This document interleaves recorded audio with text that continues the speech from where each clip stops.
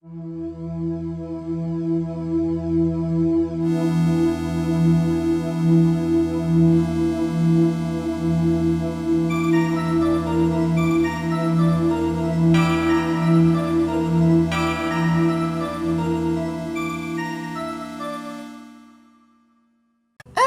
many gamers here. Welcome to Ace Attorney Phoenix Wright Trilogy.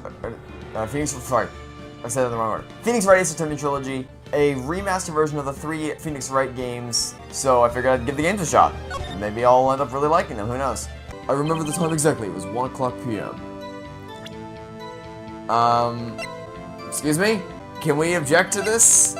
I sense a liar. Terribly sorry about the No!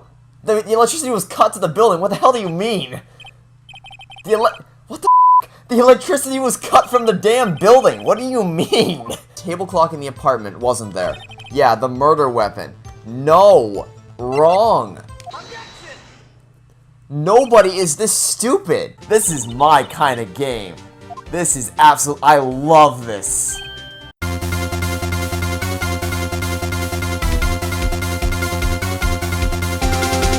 A spirit.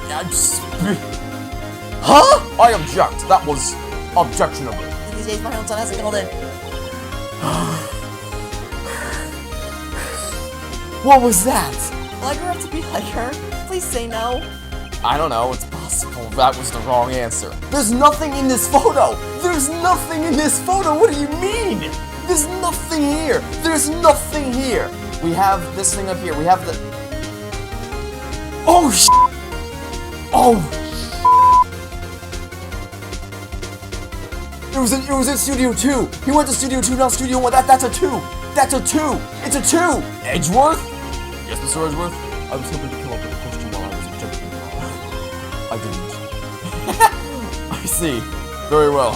Oh, this is gonna be interesting. Perhaps you'd like to cross-examine his parent for a little comic relief? Yeah, very funny. You're a sore winner, Von Karma. We're not. No, we're not. We're not. We're not. Oh my god, we're doing this. Nick, this is crazy. Yeah, I agree it's crazy, but it's pretty funny. We're cross-examining the parent. Hello, squawk. But that's the whole testimony. What? I can't work with that. Uh-oh. I got a bad feeling about this. Wow. Oh my god, what an outstanding video game. Love the video. Just call the phone! This is not complicated. Just call the phone! Literally, you pick up a phone. Pick up any phone. Why is nobody has any idea what to do here? I think I might be able to prove. No crap, just freaking call the phone. Oh, great, we've gone from terrifying her with our presence to making her cry. Great, we're really good at this. No, don't do it. Oh my god, we're doing this. Oh my god, we're doing this. Okay, I'm done. No, that's enough. That's enough of reality for today. You've yet to explain how in the world the cloak actually... Oh, f*** you. Oh, f*** you. That is such grade A bull. Are you f***ing kidding me? This case is still going on, despite us having gone completely off the rails. Jeebus, am I that hated? Yes. Made a decision. Oh, what decision would that be? I will take over as new Raymaster. You? Oh, you're screwed. I honestly just want to take a break from playing this game, because this game is so... That case was so horrendous that there's nothing you could f***ing show me to make me convince... I take it back! There is something you could show me. That voice. Oh, please tell me. Yes! Oh my god, he's back! Oh, he's here! Oh! How do you do, Mr. Lawyer Dude? I'm not on guard. Oh, where did the wine glass come from? Haha, you're sweating bullets, buddy. I've never seen a more satisfying sight than to watch you completely lose your mind. You're perfectly right, Ronaldo. I don't care. I'm not like you. I don't care. Oh my god, that was so good. That was amazing. Oh my god, are we going to play as Mia Fey? Out of the gate. out of the gate with the surprises. Legendary prosecutor. I've never lost a case. What kind of cases have you dealt with so far? None. But how much coffee are you gonna drink in the matter of like 5 minutes? earlier this morning, the body of King. Oh! Oh, I get it! Oh, that's so smart! I take back everything I said. I take back every single thing I just said. Oh my god, that's so smart. This kitten has got some claws. Larry, just go in a corner, never come out. Okay, that's not the main event here, buddy. What? This must be one of those funny jokes. It's all one of those haha funnies, right? You don't have to be told about a blood stain. It's right there. It's right there. Who the hell are you? What was it? He was in the cafeteria and he was drinking his coffee and then the coffee was poured. No! No, he's not. He's not. There's no way. He's got the same hair and he's got the same things on his ear. The same clothes layout. Oh my god, it's him. You haven't heard me speak! That's the first thing I said! I've said nothing! We presented no evidence! There's been no cross-examinations! Also, my boyfriend's Mr. Godot! Don't forget about that one! Edward. Oh! Oh! Oh, please! Oh, please tell me! Please tell me that we get to play as Edgeworth. We get to play as Edgeworth in the courtroom as a defense attorney. That would be such an incredible full circle thing. First character arc. Just get a sledgehammer and bash it open. Get a freaking bulldozer and just ram through the door. I don't know, do something. Do anything other than what you're doing. Because what you're doing right now is jack shit. I don't care whether you win or lose anymore. The only thing I want is for you to come out of Maya's body right now. Oh, are we about to witness an exorcism? I think we're about to witness an exorcism. Oh. Ha ha ha! Chills down the spine. Even as we speak, you're still hiding the wound. Oh. Oh, that's an awesome shot! That is such an awesome piece of imagery, oh my god! It's beneath your mask! I don't suppose.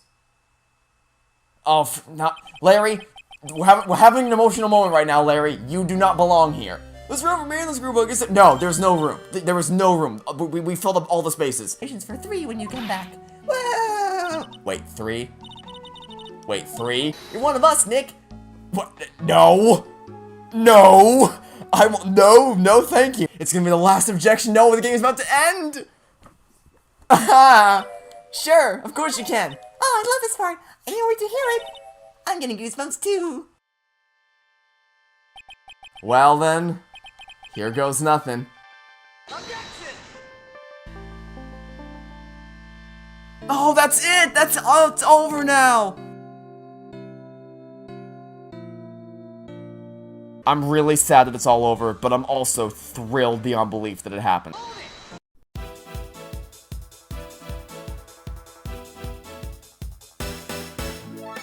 Logic? So how do you use it? The irony, the fact that Gumshoe's asking how did you use logic, that's... Oh, what the heck is this? Why would you... This is so obviously a trap. This is so obviously a trap. What are you doing, buddy? Oh no, what's waiting behind him? Oh! Oh no! Ah ha ha ha! Okay.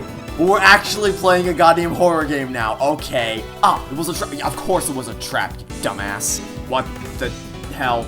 I am the great yeah, huh? You're the thief! You!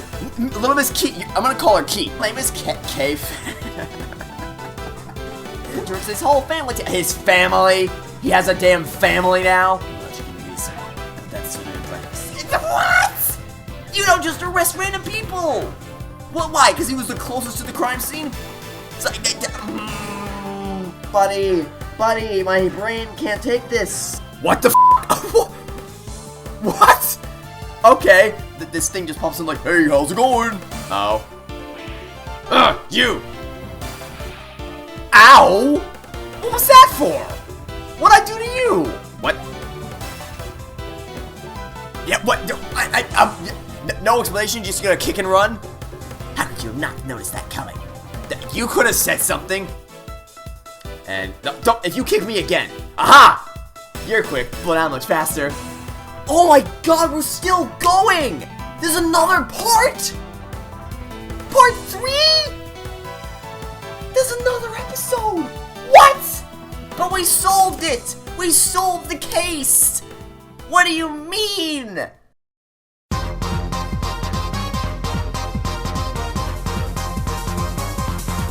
I'm gonna call you Hobo Joe. First trial, here comes Oh no, that's not gonna be your catchphrase. Long time no see, Mr. What? Come again? I honestly don't know how you keep getting cases. Why haven't they fired your sorry ass yet? Oh golly gee whiz. There's fingerprints on the bottle that I was using to fill my cup out of which I was drinking. Damn, you got me. Case closed, Your Honor. God, here, look at this. I just picked up my water bottle. Oh, my fingerprints are on it now. Nope, there you go. Case closed. Oh, they went through a thing. What? What do you mean if there were no? Oh, you mean like they were magical unicorn fingerprints? Might have weapon were upside down. That proves jack shit. I got a better one. Here's what I want you to do. We're gonna do a little experiment. I want you to take a water bottle. I just put it on the floor to my right. To pick it up, what did I do? I grabbed it upside down from the neck of the bottle. Wow! What a shocker! Photo of my... What? You're what? Slow the f down. A million things keep happening in 5 seconds. You have a daughter. You, Phoenix Wright. With who? When? How the hell can you even support a family as a freaking poker playing piano? Details. Where are they? Oh, it's little Miss Lockett. How lovely to meet you. Yeah, you've come to the right place. Ha, funny joke. Perhaps you should go read the sign out front again. What's there to read? Look, it says right there. Oh, why does it say Wright Talent Agency? You can't read. How bad are you at everything? You're so bad at life. You can't even read. Hey, when your head hit the telephone pole. What? You should have, no, you have a concussion. You have a concussion, your skull's probably split open, and also you're probably dead too. You're also probably dead. What the f*** is this shit? Game. The one thing that you are guaranteed to get right with putting Emma Sky in your game is the phenomenal music. And you give us this? Walkie Kataki. That's not a real name, that's fake. You made that up. Quiet please, it's snack time? Who are you? This is funny, you should be laughing at this. Wait a minute, didn't you read up on the Rise from the Ashes files? Shouldn't you know who she is? Objection! You're a fucking idiot with a terrible memory. What? What the f*** did I just watch? That's it, that's enough for today. No, I can't, that's enough. Goodbye, see you later. God's sake, I don't need to see this stupid content video again, just let me skip the text. How many times are you going to make us watch this unskippable concert video? We don't need to see the whole thing. Again, again. We just watched this. Again. This stupid video. Again. My f***ing God. Again. Again. That's enough. I've seen this f***ing concert video one too many goddamn times. I know you really love it. I know you really love this concert video, but let me tell you, after seeing it for 6 million goddamn times, I gotta tell you, I'm a little sick of it, and I don't need to see it ever again for the rest of my life. Oh my God, we're doing it again. We're playing this stupid video.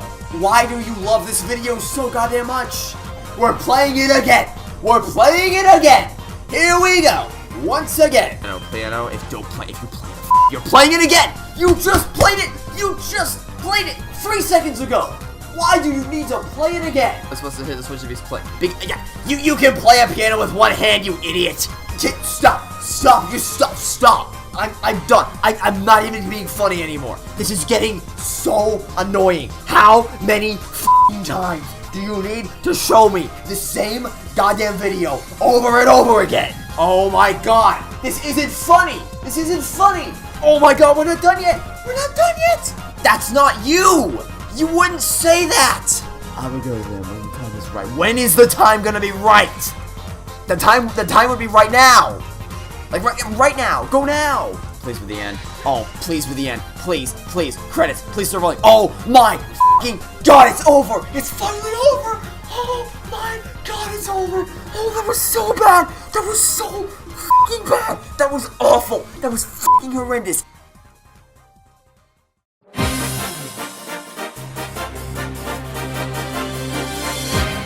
Hey, the prosecutor. What the hell? What is that face? Oh my god. That's the last thing you see before you get killed. I'm just happier and just enjoying the memory that had. Are you going to fucking explain to me what emotions are? The green one means she's happy. I'm sorry. I'm not letting you explain to me how emotions work. That's not happening. Ha! He's dead. Don't worry. I'm already full. That wasn't the right thing to say, you idiot. Oh, no, it's alright, I'm not gonna eat you today, I'm already full, but tomorrow when I'm less full, maybe I'll eat you then. Like, Apollo, why are you so bad? Oh, it's Mr. Wright, thank God, Justice here. Yeah, that's how you answer the phone.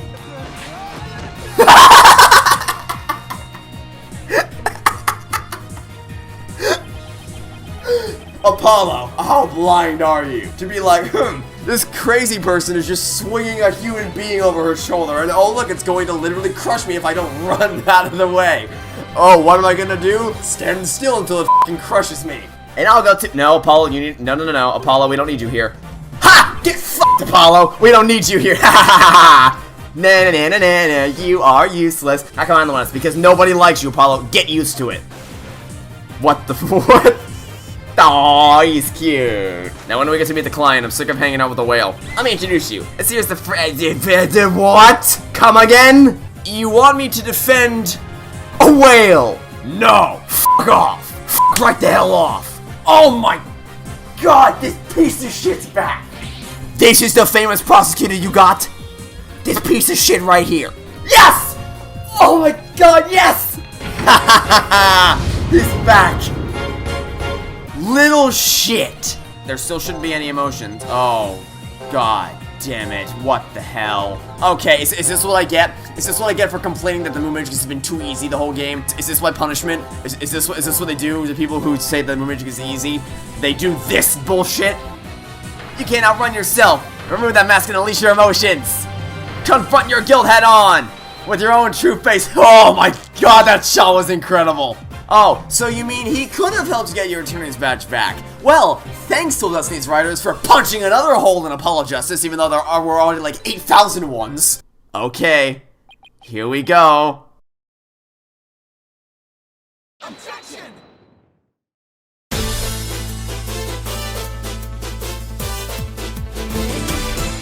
Such a massive step. Oh, fuck off. Get. Pain in my ass. What's she doing? Yeah, my thoughts exactly. Wait, hold on. Wait, hold on. Slow down. A million things are happening in 5 seconds. Why? I just got here. I didn't do anything. That's Chief Prosecutor, Your Majesty. Chief Prosecutor? I guess that's pretty easy when apparently everybody gets handed down a guilty verdict within 3 seconds. Dora the Explorer meets Wizard of Oz. Meets Alice in Wonderland. Meets the Mad Hatter. Meets Game of Thrones. What exactly did I just watch? Oh, fucking... Now the ass man can fly! Oh, apparently they called him Tony Stark. Oh, it's a cinch. Really? Because I thought you said something about filling it over and over again. Well, never mind, if you want to get something. Wow! Wow! What a f you to Apollo Justice! Filming is prohibited inside the courthouse. You want me to get the bailiff? You mean the 2 people that are literally right f***ing there? Filming. She really is something else. Just tell them your siblings! I feel like I'm playing Wii Fit. Like, just mirror my movements. I should have known.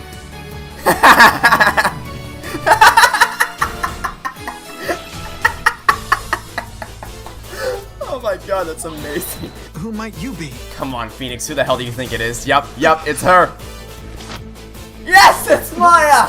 Well, did I surprise you with my act? Nope, I knew it was you immediately. Yeah, you can say that again. Yeah, because Phoenix, you're a little off the rocker today. In my country, suspects are innocent until proven guilty. Oh, are they now? Are you sure about that? Have we been playing the same games now, Phoenix? Then I would have stood up for justice today. Grab him by the horns and drag him here. Wow. Balloon! Okay, that was a thing that I just watched happen. That is a sentence. Oh! Please tell me. Oh my god, that would be so amazing. Please tell me. This means I was about to turn the trial around. Yeah, Blackwell! Holy hell, that's awesome. I want a lawyer. Oh, how lovely. Oh, how perfect. How wonderfully convenient for you. Oh, that's such a good line. That is such a good line. Garen, your reign of terror ends here! No, you're done. You're just done. You don't win. You lose. Game over. Game over, buddy. The f***? How are you here? Trucy? Trucy, what are you doing here?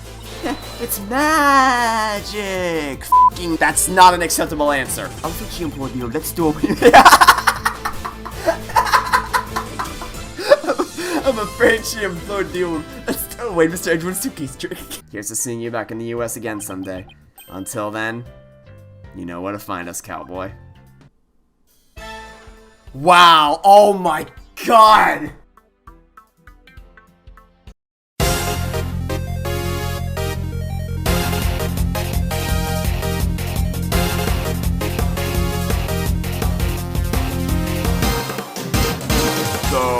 What? Wait a minute. What just happened? Logic chess? Wait. I didn't.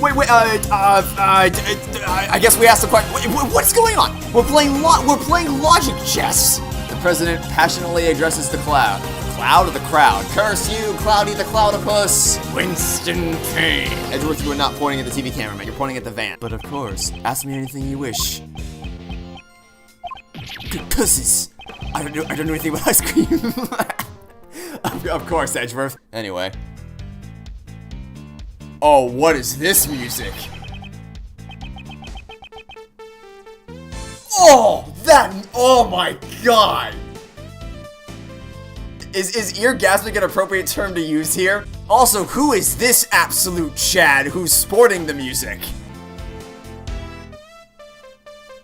Oh my god! They're more than just is that a horse? And a monkey? And is that a pig? Oh, what? What? How did you get into this situation? Wait. How did you even get into this situation? Like, walk me through that. How did you? I can't take it seriously. It's just what? Problematic for me. What, buddy? I've had enough to hear with your shit right now. Well, even if you say that. Cause this used to Ow, okay. Ow, Jesus Christ. Ow, okay, that's gonna be the headphones off moment. Oh, Jesus Christ, okay. Wait, are we gonna get to play through that? Do not yank my chain. Are we going to get to play through trial that led into the DL6 incident? Oh my god, we are! Yup, December 24th, that's exactly what this is. December 24th. What? Wait. Did she get pushed off the edge of this tower? Oh, that's how you want to start the case, huh? That's how you want to start the case. Let me make this clear. That's... I'm a registered nurse at the Die Young Hospital. Die Young Hospital. Please have Sebastian just walk through us and be like, Hello, Kay. I see you don't remember anything, but I remember everything, which means I am the best. If that happens, I'm smacking him across the room. I swear to God. Francisca! Yes! Finally! Good to see you again, Doctor. What is she doing here? I don't care. I don't know and I don't care. She's back! I just assumed that it wasn't going to be the... Like, I just assumed that... Wait.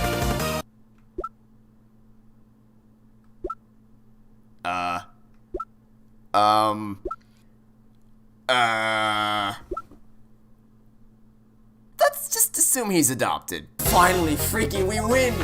Tonight we are victorious. F***ing Agent Lang! Oh my god, this piece of shit! We win! We won! We got the victory! We got the win! We got the W! We had the win! We were victorious! And then this guy just throws it into the courtroom. It's like, haha, I'm gonna take your victory away, you sack of shit! Agent Lang! Lazy says the end of the trial is not always the end of the case. Yeah, well, Lazy says you're a f***ing idiot. Is this his final breakdown? What? This sack of shit just baited me. A fitting end to your pitiful justice act.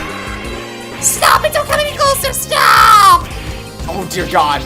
Oh God. Oh no! Oh please! Oh my God! Oh my God! That was fantastic! Which one do I pick first? Which of those 60 million amazing things just happened do I pick first? Yo, what? Two assassins facing off against each other? What is going on in this game anymore? And just like that, he's gone. Damn it, wait. Yeah, good luck, Lang. Yeah, you of all people are gonna be the one to catch Shelly the killer. Yeah, you have fun with that. I'll hold my breath. John, hey, someone grab John. So someone grabbed the milk carton and poured it all over him so he can't do anything. No matter who they may be, I will shout just one word. Objection! Is that it? Is that the end of the game? Holy shit! This game deserves a standing ovation.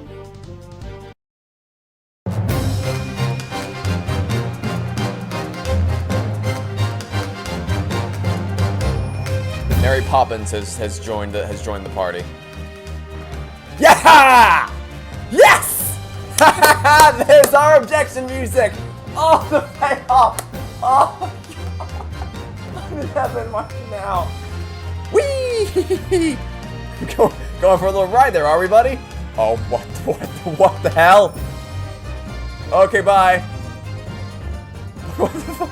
Oh, cute little chickadees. All over the courtroom. No. Already?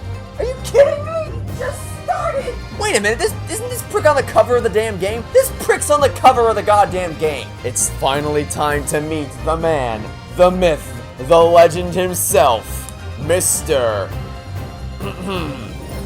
Airlock Sholmes. You ended his life. Literally, what the hell are you talking about, you crazy person? It was you who did the Zikazuma sound. Now, what? Did that convinced you? That little speech by Mr. Crazy Pants over here convinced you that I'm the murderer. Really? No way. Not again. God damn it. Yeah, you're corrupt. I don't trust you. Everything about your character design and your presence on the cover art just screams, please don't trust me. I am not trustworthy. Good lord, do you have any sense of keeping this place tidy? Obviously, this is what you actually put your address in the damn newspaper. Big brain plays from Airlock Sholmes. Also, you're like 3 years old. Okay, Airlock Sholmes, we gotta talk about the people you spend time. Like, you couldn't find someone who's, you know, not 10 years old? Wait a minute. Holy hell. Huh. Actually did it! Oh my god, she looks awesome. Victor. Oh, I can't. I'm not even gonna try. What the? Okay, what the hell? What do you? Wait, what? Wait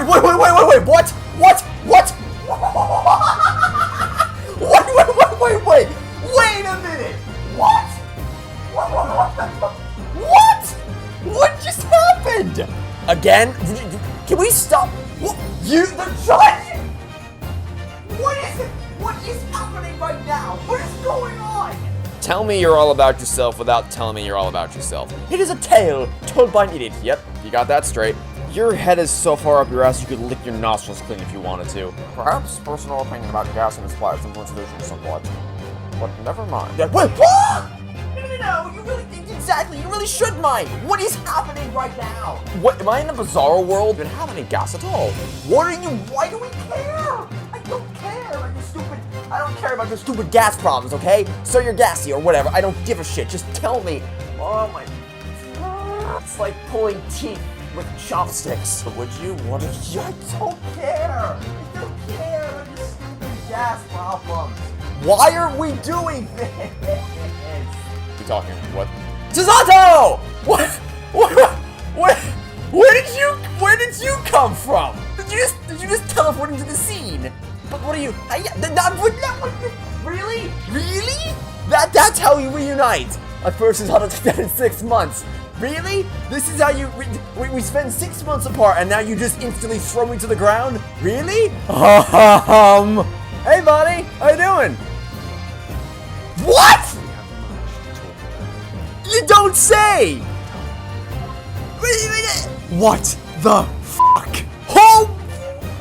What? What do you mean? What?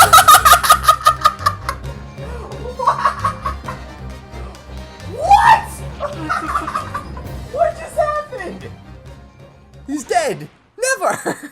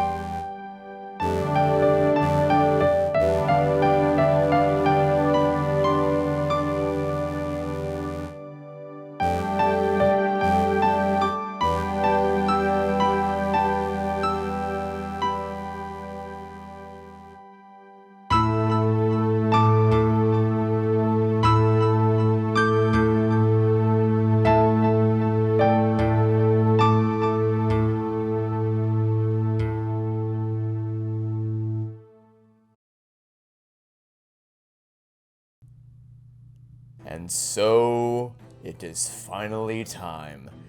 Hello everybody, and welcome one and all to the final episode of the Great Ace Attorney 2 Resolve, and the Great Ace Attorney Chronicles as a whole, and most importantly, the final episode of Ace Attorney that I may ever upload, depending on if Ace Attorney 7 ever becomes a thing, but as of the current Ace Attorney games that are available, this is it.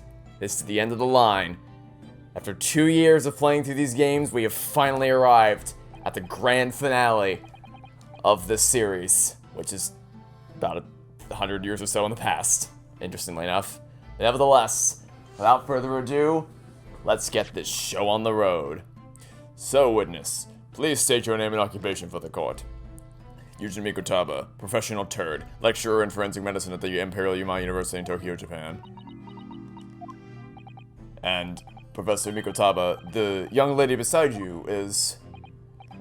this is Dr. Maria Gori, Scotland Yard's practicing coroner, the daughter of Dr. Scythe, I understand. Yes, Dr. Scythe. I'm afraid I can't tell you why she's here. She just appeared. Okay?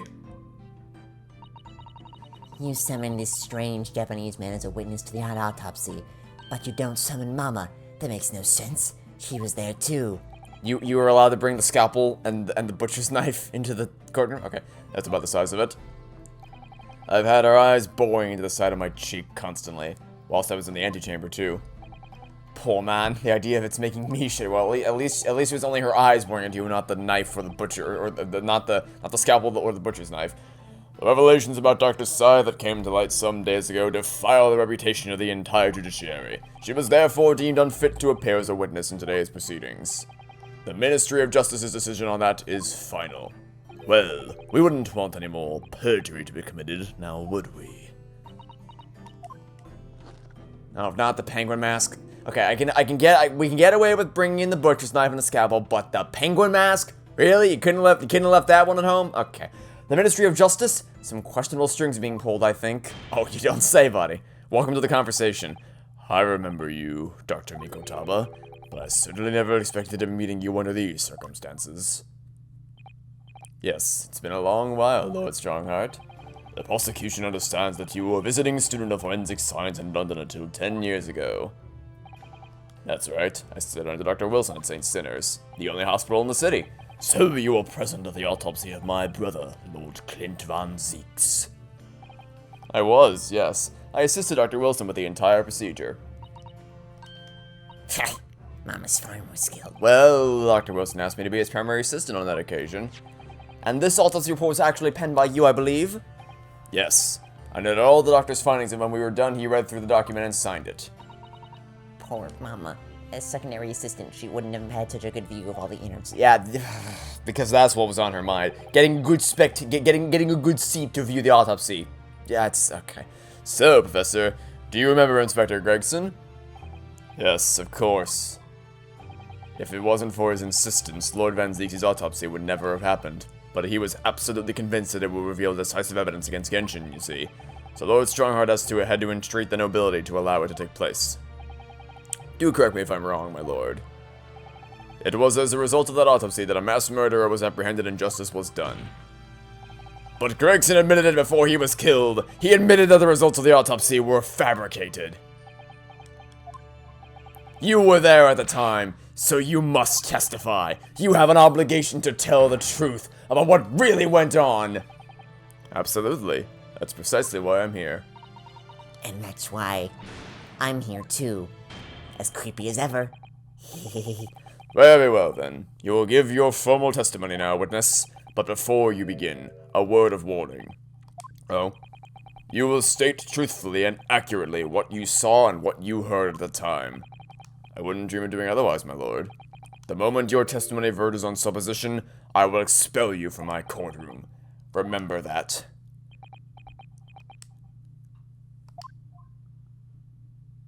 Basically, if you say anything that even remotely starts to implicate me, you're done. So, don't do that.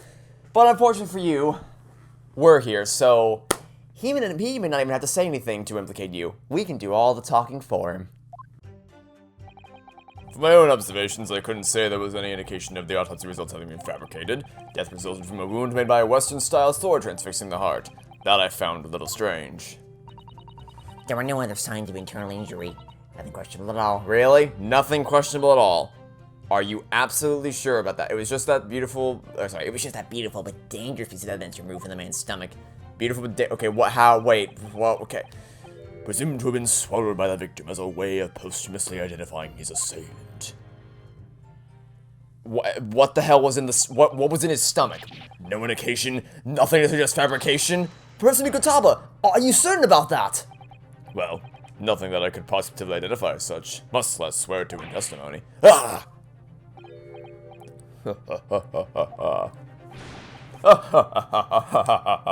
Well, that clears things up nicely. The only fabrication here, Asogi, has come from you. Alright, take a chill pill here, buddy. I'm not done with you yet. I'm not done here yet. I haven't even cross-examined him yet. And the first thing I'm gonna do is ask what the hell was in his stomach. Because it's kind of an important detail to leave out.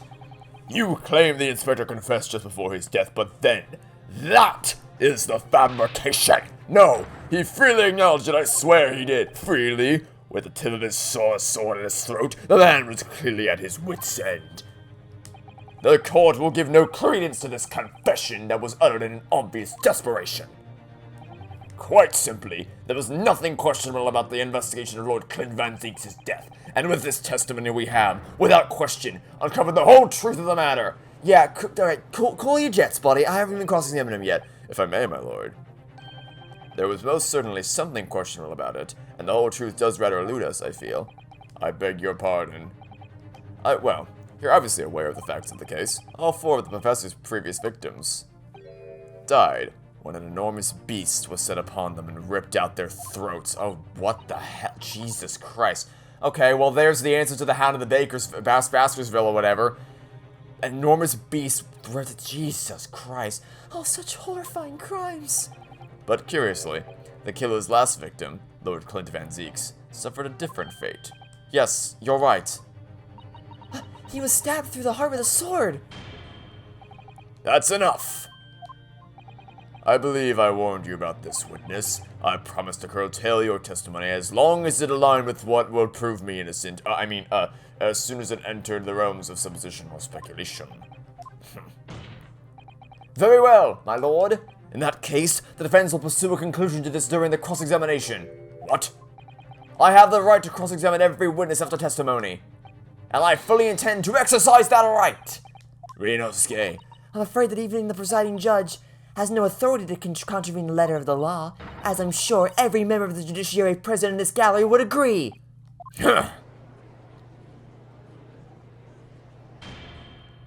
Very well. You may begin, counsel. However, the moment your argument strays from the established facts, I will not hesitate to bring the cross-examination to an end. Proceed with caution.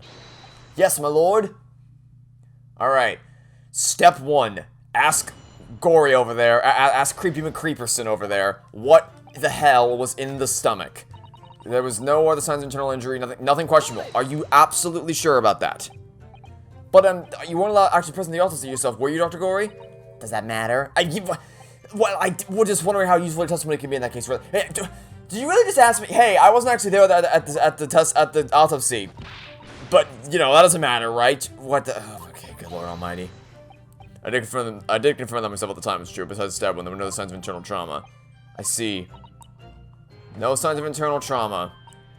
Nothing of note internally. Define the missing yeah, I know. You told me. You told me it was the thing is in the stomach. So it's what was in the stomach? Tell me. Tell me. Confess. Do it. Tell me. What exactly was it though? What does beautiful but dangerous mean? Well, it was sparkling and round with a hole, as if it might slip over a finger perhaps. Oh, the ring! Wait, the ring! Where's the guy? Where's his thing? Right here. He said there was a ring, right?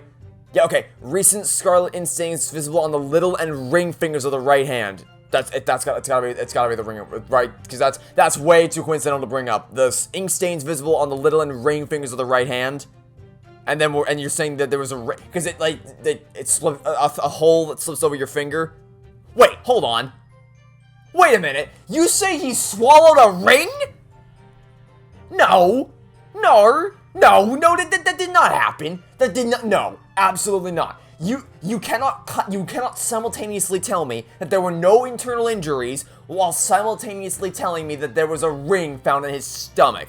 Because if you try to swallow a ring, which, PSA, don't do that, but if you were to try that, your throat would be scratched to hell, meaning there would be a shit ton of internal injury. So you cannot tell me that there was no such thing if you mean to say he swallowed the ring, unless, of course, the ring he never actually swallowed in the first place and it was just discovered in the stomach accidentally by some means or something like that. It was a ring. Yep.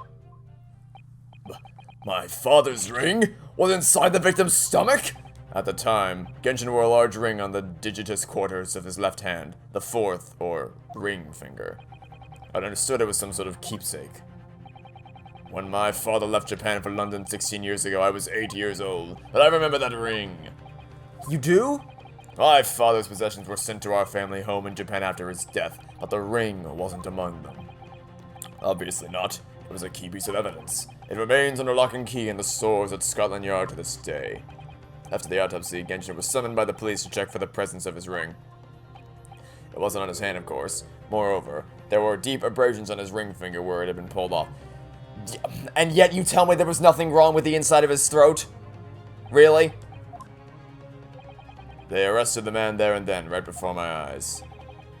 How could they? I brought the ring along with me today. What?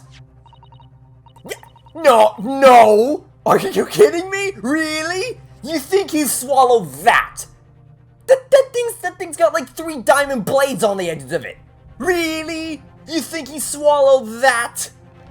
Oh, come on. Come on. Really? And that was found inside the victim's stomach? If that's one way to phrase it, because no way he swallowed the damn thing. You hesitated there, Professor Mikotaba. Should we read something into that? Well, just that thinking back now. I didn't actually witness the moment. Oh, you didn't now. Oh, so you're just as useless as I thought you were. Oh my, really? At that precise moment, Dr. Wilson had asked me to fetch him a... Oh, did he now? Oh, did he now? How wonderfully convenient. Dr. Gory, the removal of historic evidence from the stores requires my consent, does it not? Yeah, you're gonna threaten the penguin with a butcher's knife, really? However it came to be here, the court cannot deny that this is crucial evidence for today's proceedings. Very well, you may submit it. Thanks. Game over now. It's not the sort of ring normally seen in Japan. It almost looked like claws protecting that jewel. You must examine it very carefully. No, we do not. No, we need not examine it very carefully. You need nothing more than a passing glance to see that this thing, no way could have passed down your throat without some kind of sign of internal injury. Objection. Give me a break. The court has heard that the ring was extracted from the victim's stomach, but you didn't actually see it being removed, did you, Professor Mikotaba? That's right. As I said in my testimony before, at that moment, I was fetching a replacement scalpel that Dr. Wilson had requested. In other words, you can neither confirm nor deny whether this ring, in fact, really came from the victim's stomach or not. What are you suggesting, counsel? That the ring was never in the victim's stomach to begin with. It is entirely feasible that Dr. Wilson fabricated that detail about the autopsy. What are you saying? That Dr. Wilson... That Dr. Wilson was in possession of the ring in advance, after it was somehow stolen from Mr. Asogi. And he produced it during the procedure, pretending to have found it there and then in the victim's stomach. Supposition at best. What possible evidence do you have to support the rash claim? This evidence, right here. That's the autopsy report. It's explicit in the report, counsel. Other than the ring, nothing unusual was noted internally, so I'm not sure how they intend to prove your point. You've already done it for me, my lord. The lack of internal injury says it all. What? To swallow a ring of this size will require considerable effort and determination. In addition to its size, there are the sharp claws around the gemstone to contend with. My brother was a determined man, and on the brink of death even more so, I'm sure. He would have stopped at nothing to ensure that the evil killer was brought to justice. Okay, but that doesn't change the fact that his throat would be scratched to hell if he swallowed it. But if he had really swallowed this enormous ring, it's inconceivable that no traces of its passage down his throat would have remained as internal trauma. No. Yes. And there you've arrived at the sticking point. That's precisely why I had my doubts about the findings myself 10 years ago. Then why didn't you say something at the time? I did. I still remember the conversation I had with Dr. Wilson in the laboratory that day. Look at this. Now, this is a very curious thing to find in a man's stomach, wouldn't you say? But isn't that rather peculiar, Dr. Wilson? What's that now, Mikotaba? Well, if he had swallowed a ring of that size with those sharp metal claws that it has, surely you'd expect to see damage to the throat and esophagus. Torn mucous membranes at the very least. Dr. Mikotaba, may I remind you that I have vastly more experience than you. Oh great, oh great. Oh, my favorite logical fallacy, the appeal to authority fallacy. Oh, Joy! I'm terribly sorry. Yeah, so, just in case you're curious, the appeal to authority fallacy for me died in 8th grade when my science teacher tried to convince us all that Jupiter didn't have rings, and then it was on that day that I learned, oh, so it doesn't actually matter what title you have, or what authority or experience you claim to have, if what you're saying means f*** all sense. So, yeah, that was my lesson. I'm glad I learned it early, because good lord, that has helped me greatly in my life moving forward. Anyway. I can think of plenty of ways to explain why no injuries would be seen. No, let's say this. The victim would appear to have ingested the item's evidence to identify his assailant. Go ahead, write it down. So I was right. Dr. Wilson deliberately fabricated the results of the autopsy to implicate my father! I'm disappointed, Counsel. That argument is nothing more than speculation. What? Dr. Wilson was Britain's leading authority on forensic science and autopsy work. There is no scientific basis on which to doubt the man's... What? Okay, so in that case, how would you like to swallow the ring in that case? Yeah, let's see what happens to yours for when you try to do that, you idiot. Pardon the interruption, my lord, but... damage to the mucous membrane of the throat is easily identified even in living subjects. Using a device called an endoscope, recently demonstrated in practical use in France. I want one. The government can pay. I don't think so! And Dr. Gory, rest assured that your removal of evidence from the stores without permission will not go unpunished. We open up the dead to find the truth. I beg your pardon? But Mama, she chose to stitch her corpses up with all her secrets inside. That's wrong. Dr. Gory, it's looking as though she's chosen to walk a different path to her mama, and rightfully so.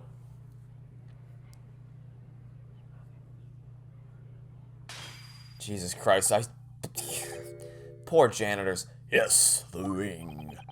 What about the ring? I've just remembered something. An earlier incident.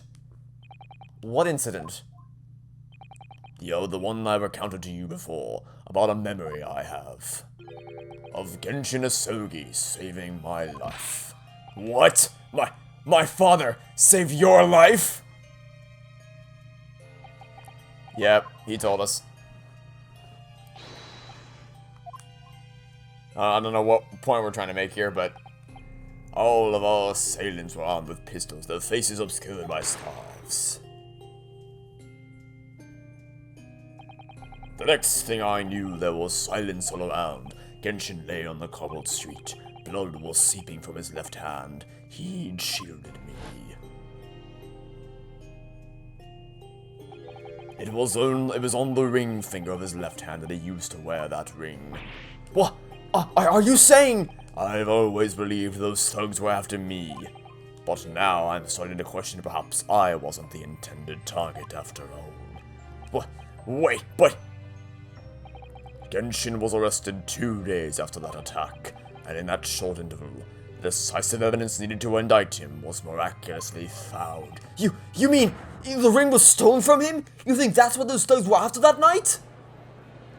Makes sense. Objection. Seems to track. God, this is like hell on earth for Kazuma. Because it's what he's always wanted, but I can't even imagine.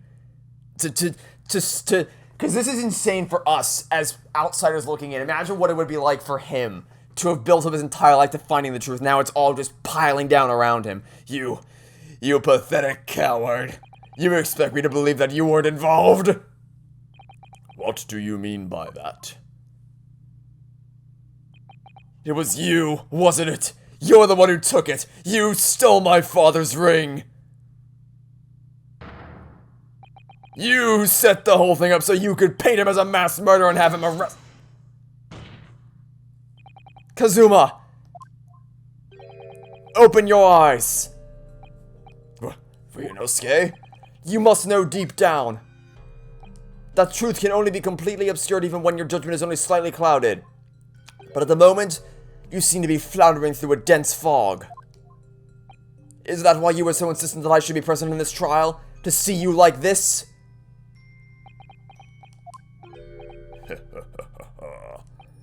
Well, this is an amusing spectacle. What a grandiose expression on your faces, as if you were Lady Justice herself.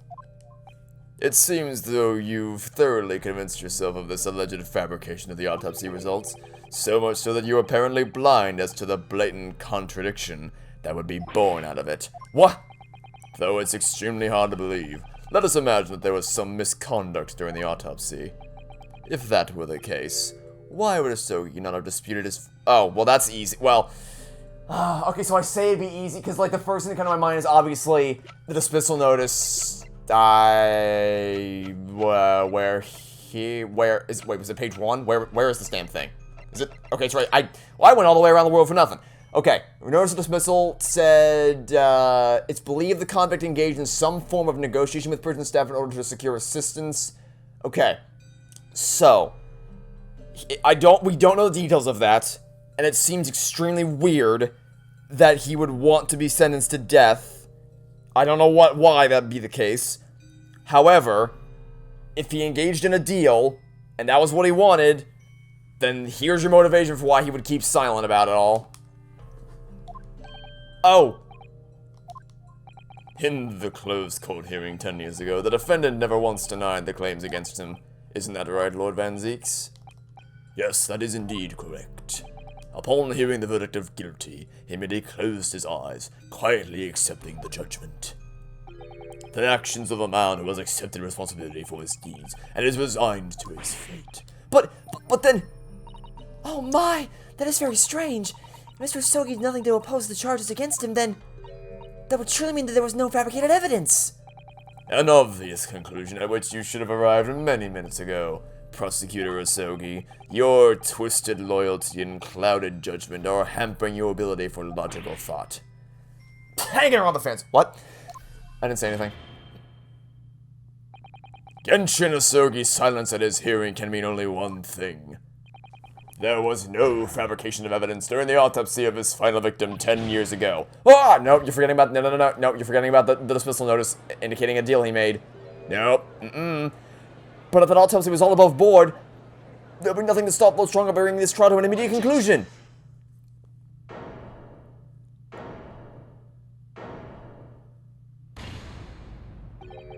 Thank you, Ryunosuke. It wasn't for your frank words just now. This trial may very well have ended prematurely. Kazuma? What's this latest absurdity, Counsel? My lord, your reasoning is perfectly sound, but for one giant hole. I beg your pardon. You claim my father's silence was due to the fact that there was no fabricated evidence, but there's another possible explanation. You've overlooked the possibility that he had a reason for maintaining that silence. Silence that would lead to him being convicted and sent to his death? Nah, he knew, because he already had a contingency plan in place for that. We know that because of the dismissal notice. He had a plan, he made a deal. If the autopsy results were an invention, there's no conceivable reason why the man wouldn't have protested. Oh, those results were an invention, alright. There's no question of that. Or are you forgetting that 2 people with a connection to the autopsy have been assassinated? If I force the grievance I feel from my mind, I start to see you in a very different light. I think perhaps it's you who's been living in delusion these 10 years. Me? Kasuma-sama has created one last chance for us here, Mr. Naruhodo. If we can only show there was a reason for his father's silence in the trial. A reason why the man would have said nothing even though he was innocent. Could it have been part of some negotiation, perhaps? Thanks, game. Couldn't figure that one out by myself. Enough rhetoric. The court must be shown evidence. What proof do you have? I went the wrong way again. Dismissal notice. It's true that Genshin Asogi's silence during his trial resulted in his conviction. But that didn't actually lead to his execution. On the contrary, it led to his escape. Although I find it hard to believe my father would have negotiated in that way, the defense is correct. A fake execution, falsification of a death certificate, and a jailbreak inside a coffin. Clearly such an elaborate plan couldn't have been carried out by my father alone. He must have had the help of a collaborator from the judiciary. I have here the dismissal notice of the chief warder who was working in the prison at the time. The notes read, there are indications that the jailbreak was in planning prior to the inmate's incarceration. In other words, there were suggestions of some sort of negotiation between Mr. Asogi and the British government. In exchange for his silence in court, he was given an assurance that he would be broken out of prison. Yes, with that sort of clandestine agreement in place, I can imagine he would have kept very quiet. I would go further than that. In fact, I would say that the elaborate jailbreak of Mr. Asogi can be explained in no other way! Order! Order! First fabricated evidence in our jailbreak conspiracy? Of course, because it's all intimately linked. The prosecution wishes to summon new witnesses to the stand. Witnesses? People who can testify about the jailbreak that took place 10 years ago. Ah! Governor Caden? And the poor chief warder of the prison? I won't allow this trial to turn into a farce, to summon the governor of the prison after all these years. Oh, it wouldn't be any trouble, my lord. What? Father? My dear friend may appear a little rattle-pated at times, but I can assure you, he is extremely thorough. He wired both Barclay and the local prison earlier, asking Governor Caden and Mr. Vigil to attend the Old Bailey as a matter of extreme urgency. Mr. Sholmes did that? Ah, are you telling me that both men are, unless I'm mistaken, waiting just outside the courtroom at this very moment? Sholmes, you mad lad. I am so sorry I ever misjudged you. My lord, you must permit this trial to proceed as you declared at its outset. You promised that we would stop at nothing to uncover the whole truth behind these disturbing findings. Very well. Bring in the witnesses. Make no mistake, I, too, would like nothing more than to lay this business to rest once and for all. Well, then allow me to happily grant your wish. Just maybe not in the way that you would think that we're going to accomplish that task. Hey, friends! Long time no see. And you're still there. Noticeably keeping your distance. Would the new witnesses state their names and occupations for the court, please? Aye. Barry Caden, Governor of Barclay Prison. Everyone calls me Gossip. I so jaunty little... Yeah, you don't have your disguise anymore. Your other persona, if you don't mind. Oh, I do beg your pardon, of course. Ah, Vigil. Oh, you poor unfortunate soul. My name is Dilly Vigil. I used to be the chief warder at Barclay Prison. The reason you've been summoned here to court today is to testify about the jailbreak of the so-called Professor 10 years ago. Nosh, the Professor? We already been through all this before, a decade ago, and the conclusion was that there wasn't anything done toward happening. A convict escape from your prison, Governor. Hardly what you'd call nothing untoward. Well. The convict's death certificate was somehow falsified after he was allegedly executed, and he escaped the prison inside his own coffin. A plan of that complexity could never have been carried out without the help of somebody of influence inside the prison. Governor Caden, don't imagine that the passage of time will afford you any protection. If it turns out that you were involved in the plot to break Mr. Asogi out of your prison, then of course, the consequences will be very serious. In all likelihood, a capital punishment. Yeah, hold on there, laddie. All you did was what? Witness, Governor Caden. Aye, sir. You have a critical role to play in the public safety of our country, a great responsibility to shoulder. The significance of your testimony in court cannot be understated. Therefore, think carefully before you speak.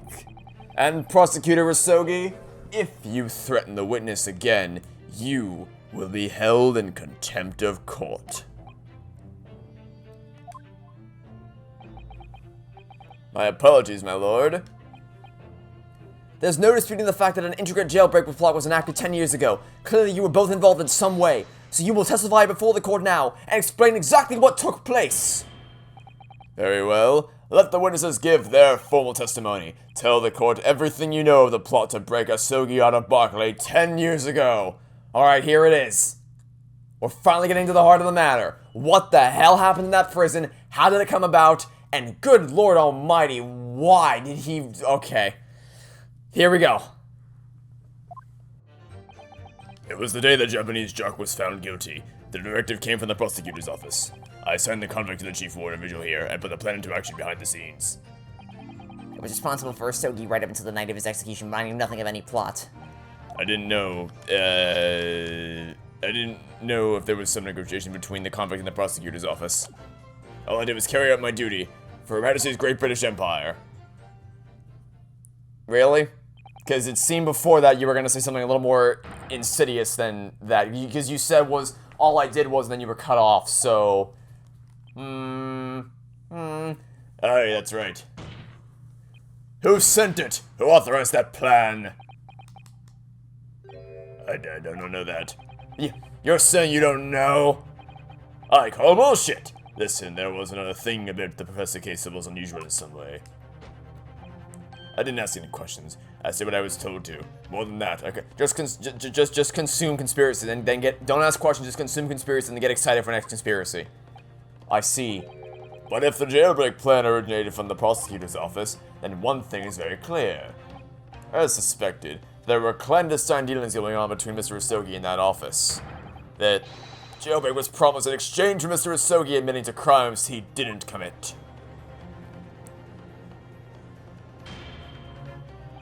That, counsel, is nothing more than speculation on your part. So, let me ask the defense. Oh, yes, my lord? I fail to see how these witnesses have any more pertinent information here. Do you intend to assert your right to cross? Obviously. Absolutely. I have no intention of squandering a single opportunity, my lord. It seems all you Japanese are fiercely tenacious.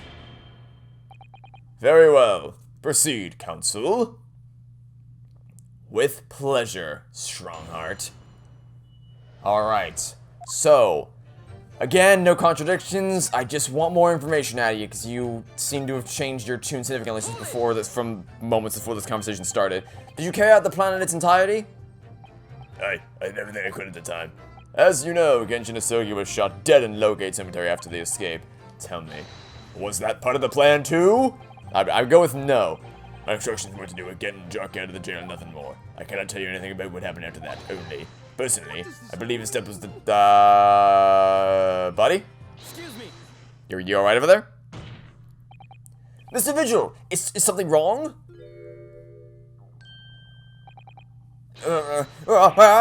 Yes, sir. What can I do for you, sir? He's saluting now? What is it, some sort of Barclay convention? What Governor Caden was just saying seemed to upset you. Did it bring something to mind, perhaps?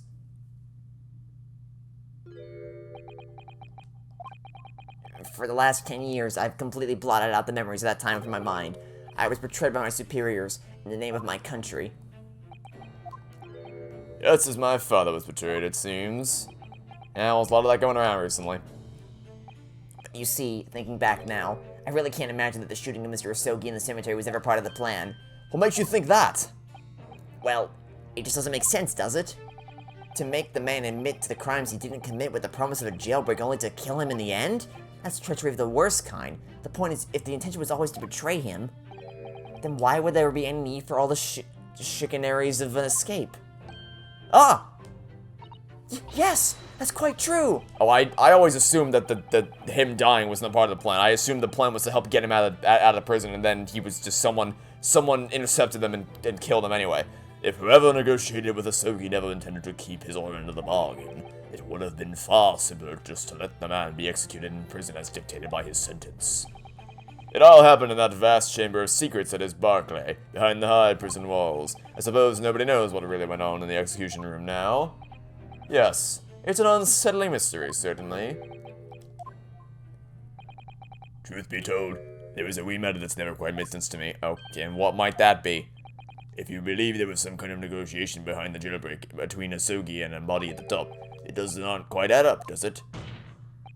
Governor Caden, I must insist that you explain these doubts that you have by amending your former testimony. Yeah? Aye, you could go on then. Starting to ruffle some feathers again. It seems to me that the Japanese fellow didn't have nothing to bargain with. Well, okay, we know that's not true because he has the Asogi paper where I keep losing them. We have too much evidence, I swear to God. Here we go, the Asogi papers. The last will and testament of Genjin Asogi, the Mr. Vigil claims spirit out to the comic execution. Apparently, Mr. Asogi described it as the only weapon I have left. Objection. Confessing under oath to murders he didn't commit on a verbal assurance of later being broken out of prison, Genjin Asogi was taking an incredibly risky gamble. Very true. There was nothing to stop the British breaking their word and executing him behind closed doors anyway. Under normal circumstances, no man would stake his life on a gentleman's agreement like that. Which means that Mr. Asogi must have had a trump card, something that guaranteed he wouldn't be betrayed, some kind of weapon! Heavens, the fellow couldn't possibly have had anything like that. But you know that he did, Governor. The Asogi papers. Name given to the last will and testament of Genjin Asogi. You know that thing you told me not to bring up? Well, guess what? We're bringing it up now. You both told me never mention it to anyone. Well, guess what? We're mentioning it to someone. It turns out that Mr. Asogi was hiding his will in his cell at Barclay. Chief Warder Vigil caught him with it one day. You squealed, did you wee rat? Did I not tell you to keep that a secret? Okay, can we not have the witnesses killing each other yet? You can't touch me now.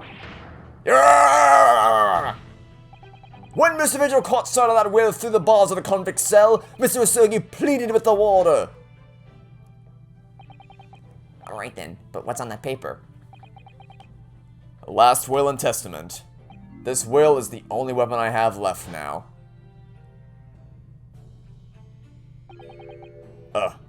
Up it. Let me reread. Let me just make sure I know exactly what this thing... I keep going the wrong way, I swear to God. Not stop it. There we go. I, Genjin Asogi, hereby request that upon my death, any non-material possessions and wealth belonging to me in London be delivered to my son, Kazuma Asogi, in the Empire of Japan. It is with deep sadness that I accept my fate in this foreign land and my knowledge that I will never see my homeland or family again, but I regret nothing about my chosen path. Yeah, I really want to know what's his play here. And after the convict had been killed following the elaborate pretense of the jailbreak, that document mysteriously disappeared, didn't it? Well, yes. All the prison warders searched through the belongings in a cell, but Again, did you guys check behind the... No one checks behind the painting. You gotta check behind the paint, or behind the poster. It's always behind the poster. As I understand that an exhaustive search was made for the document, which became known as the Asogi Papers. Governor Caden, I believe you ordered your prison staff to find it at all costs, didn't you? Yeah. Would I be right in saying that you knew that the so-called Asogi Papers had the potential to make great waves somehow? What the blazes are you blethering about? The will was found right and proper in the fella's cell where I said it would be. But how can that be? We're in his cell. We all searched the place from top to bottom. Well, you didn't do a proper job, eh, you peely welly galoot? You can't criticize me now. I showed it to you before. Did I know you lawyer? Yes, you did. I have the document here. It's written in Japanese and reads, "The last will and testament of Genjin Asogi." Which means everything is as it should be. Not quite, my lord. You see, there's an undeniable inconsistency here. What? What inconsistency? Mr. Asogi described this document as the only weapon he had left, and yet this will contains nothing of significance at all. Nothing that would have given the convict any leverage. I don't understand. Yeah, I don't get what's happening here.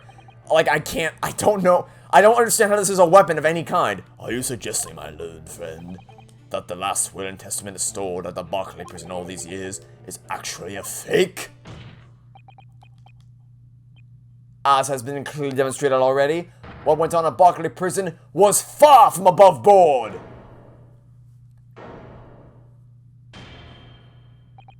That last vilification by the defense was an affront to the entire British legal system. This absurd notion of a weapon is something for which we have only the former Chief Warder's words.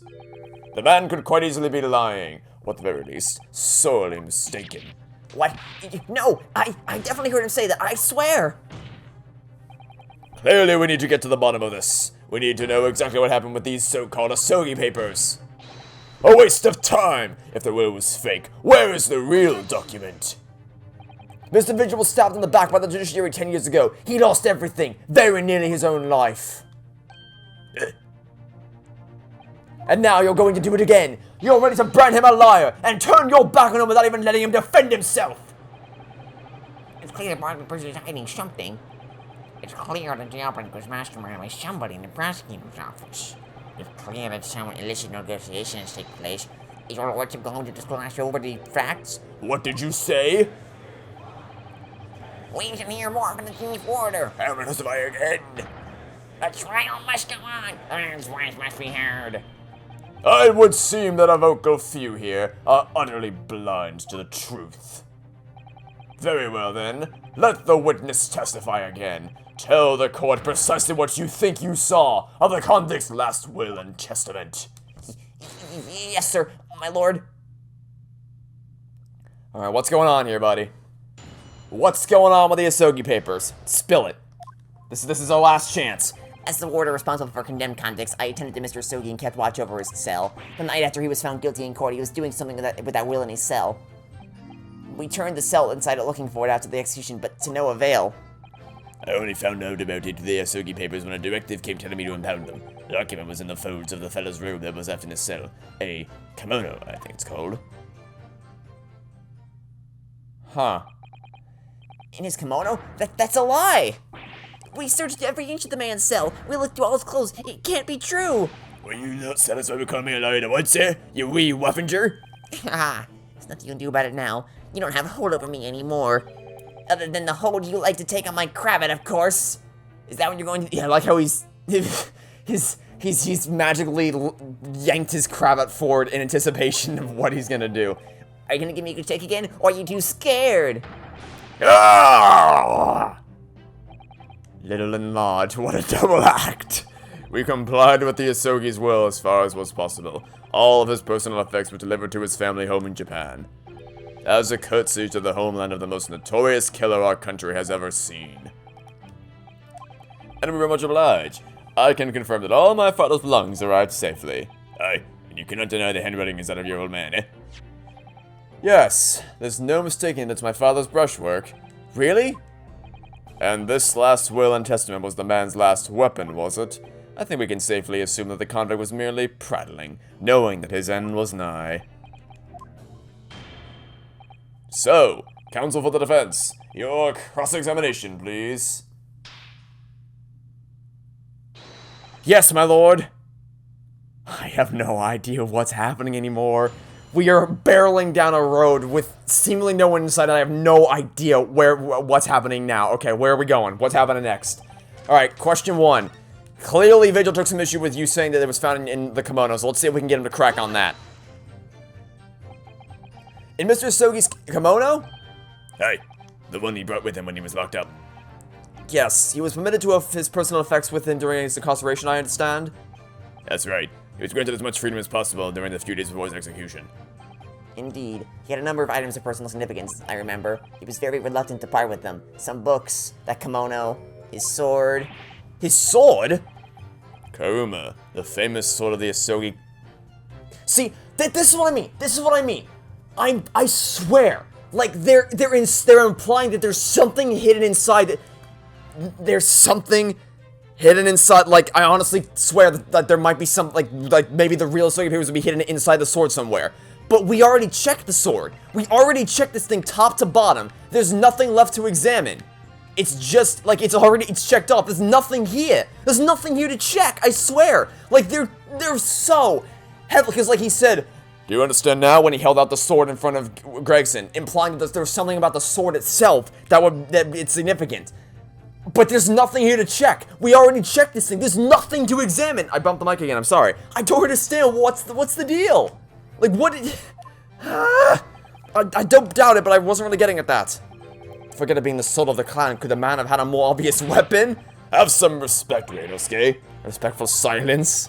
The warders carry firearms at all times, and the inmates have shackles around their ankles. You couldn't have hurt anyone with that thing. Still, he was allowed a sword but no writing materials? Hey, he wrote that will before he came to stay with us at Berkeley, you see. Dr. Mikotaba was asked to bring the necessary Japanese writing implements to the prosecutor's office. A Suzuri inkstone, black sumi ink, and some Hanashi rice paper, no doubt. I was present when he wrote it, but I'm sorry to say, the letter just looked like Another memory burst? Are you feeling faint, Mr. Vigil? Mr. Vigil? Sir! It was Scarlet, sir! What? What? Oh, I'm terribly sorry. I didn't mean to blurt it out like that. Well, too bad, you blurted it out. What do you mean? Can you... less swaying and more explaining would be helpful. Is it something about the testimony we just heard? Have you recalled something of importance? Out with it, man! Something of importance? Possibly. Ah, my god, it's like negotiating with a toddler. I swear to god, what did you do? Oh my god, there's a chase, man. Cut to it, we are running out of time here. I'm unable to tell which way he's leaning, I'm afraid. My lord! The defense asked if Mr. Vigil be permitted to supplement his testimony with this possibly or possibly not important detail. Permission granted. Go ahead, Mr. Vigil. Yes, it was Scarlet. Why was Scarlet? What do you mean? What do you mean it was Scarlet? As I remember, the document was written in scarlet ink, but perhaps I'm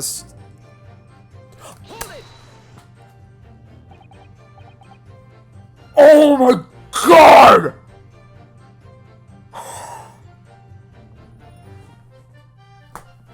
You mad geniuses! Oh my god, that is such a small detail! A will. Not my will. A will. He said... You mad f***ing geniuses. Okay. So to explain my thought process, I guess, well, I don't even know what to, okay, so let's roll back to what I just okay. So first off, I didn't mean to press. What happened there is the controller slipped out of my hands and it landed on the elbow by mistake. Okay, so I didn't want to press the information, but yeah, shut up, you petulant child. I get it. Whatever. We're gonna expose you. I don't care. Okay. Yes. I get it. I didn't mean to press the statement. I understand. I get it. I understand. I don't need to hear. How long is this pressing? Jesus Christ. Okay. So what I realized. That testimony, yeah, oh great, I wasted, okay, wasted it, I know, just let me get to the part where I explain! Okay, so, his final statement is, if I can get to it, as I remember it, the document was written in scarlet ink, but perhaps I'm mistaken, and, if we remember from Klint's autopsy report,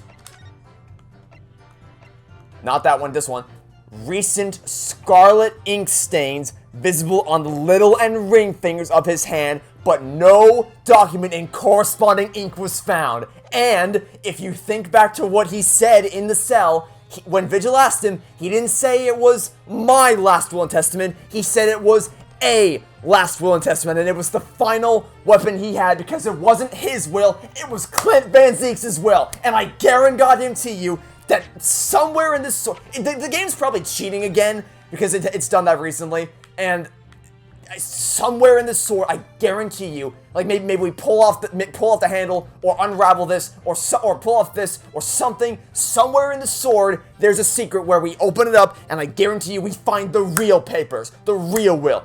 Guarantee you it's hidden in this sword somewhere because that is the thing he had inside his cell. He could hide it in there somewhere, but for some stupid reason, the game isn't letting me investigate it because it's here. I may be going insane, but I swear to God we're onto something here. I swear I didn't mean to investigate it again. I swear we're onto something. I swear to God we're onto something. But like again, you see, it doesn't actually let us. It doesn't let us check it. But give it time. Give it time, and I guarantee you something about this sword is gonna come to light. Oh my god, you mad geniuses! That is so goddamn smart. Okay, so then, to see if I'm losing my mind, or if I'm actually onto something here, let's see by presenting Klint's autopsy report. Objection! Scarlet-colored writing is what you said you thought you saw, Mr. Vigil. And I believe that's exactly what you did see. What? Havers again? You don't have to say that. Oh, but I do. Have a long look at this report. That's my brother's autopsy report. Yes, and there's something in here that's bothered me since I first read it. It states that scarlet-colored ink stains were noted on the fingers of the victim's right hand. Yes, so it does. Scarlet ink. Now, I'm not familiar with the habits of the British aristocracy, I freely admit. But I would hazard a guess that they don't all go around with ink stains on the fingertips, do they? Your wit is not appreciated. My brother was a well-bred and fastidious man. Should ink have stained his fingertips, he would have cleaned them immediately. Not necessarily. If it was his final moments, then he wouldn't have been able to clean them off. What is your point, counsel? My point is this. Whatever Lord Klint Van Zieks was writing in unusually colored ink, it must have been directly before his death, because he died before he had the opportunity to clean his hand. What? I remember something troubled me at the time. At the scene, the lid of my brother's inkwell was open.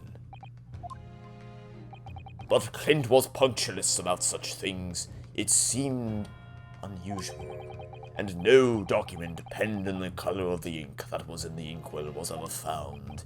So the document had disappeared. Are you suggesting that the document my father had in his hand that night in his cell was the same document that Lord Klint Van Zieks was writing moments before his death?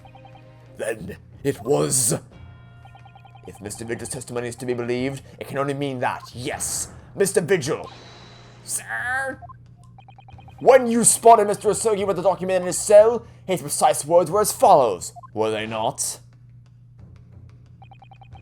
Alright then, but what's on that paper? A last will? Yup, exactly. It's exactly what I said. A last will and testament.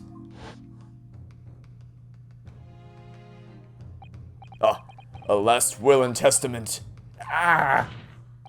If the conversation really did go as Mr. Vigil says, then what we now know completely changes the meaning of what Mr. Asogi said. You really think? Mr. Vigil did indeed see the convict with a will, but it wasn't that of Genjin Asogi. It was the last will and testament of Lord Klint Van Zieks! No! What?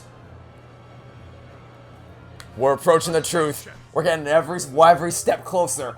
This is madness. My brother's last will and testament? That would mean that he had chosen to die. That is what it would mean, yes.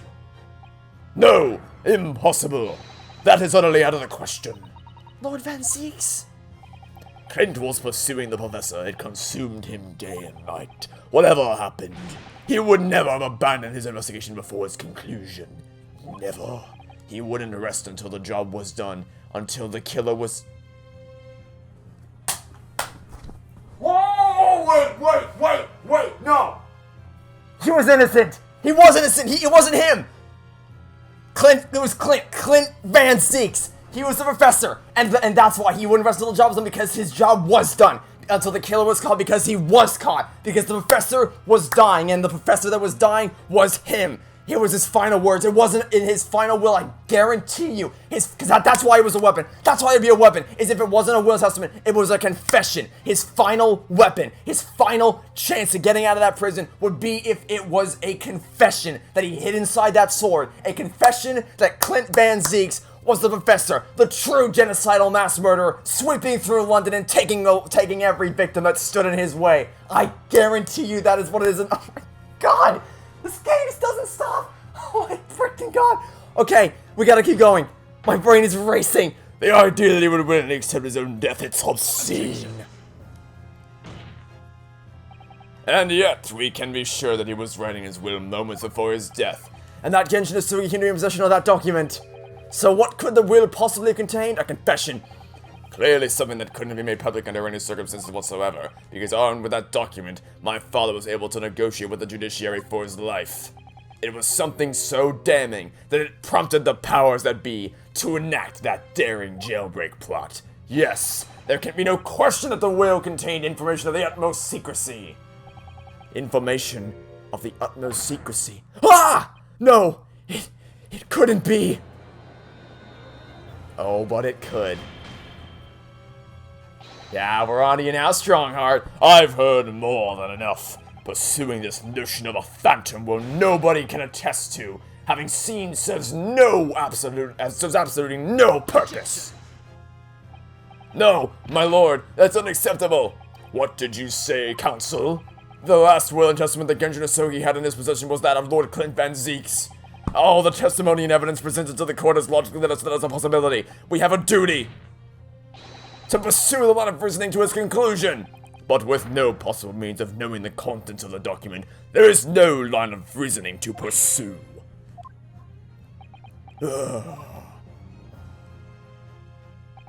A reason why Lord Klint Van Zeeks, a man of high noble standing, would have chosen death. Information so secret, people in the judiciary would be willing to negotiate the jailbreak of a condemned killer. The only explanation that fits those facts is an unthinkable truth that turns absolutely everything on its head. But it's just too hideous. Mr. Naruhodo? However difficult the situation might become, you work with your client in pursuit of the truth. That's what you resolved to do when you entered the courtroom this morning, if I'm not mistaken, Mr. Sato. So hold your head high and keep soldiering on. Yes, you're right. 10 years ago, in his final moments, Lord Klint Van Zeeks left behind a will. A will that Genshin Asogi was able to use as a weapon to negotiate his escape from prison. In all probability, the details in the will were related to the Professor case. The defense's last statement is mere conjecture. What are you getting at, man? Ryunosuke? As soon as these words come out of my mouth, there's no going back. I believe that the last will and testament of Lord Klint Van Zeeks was, in fact, a confession! I hit the wrong button. That looks really dumb. I hit the wrong goddamn button. Jesus Christ. I ruined the drama at that moment. Good lord. You can do this, Mr. Naruhodo. I believe that what Lord Klint Van Zeeks actually penned that day was a confession. A confession? Regarding the mass murderer known as the Professor and his true identity! Enough, counsel. What are you saying? Do you even realize? A confession about the true identity of the Professor, that would mean... Lord Van Zeeks, I appreciate that this must be hard to take in, but it's the only explanation that fits.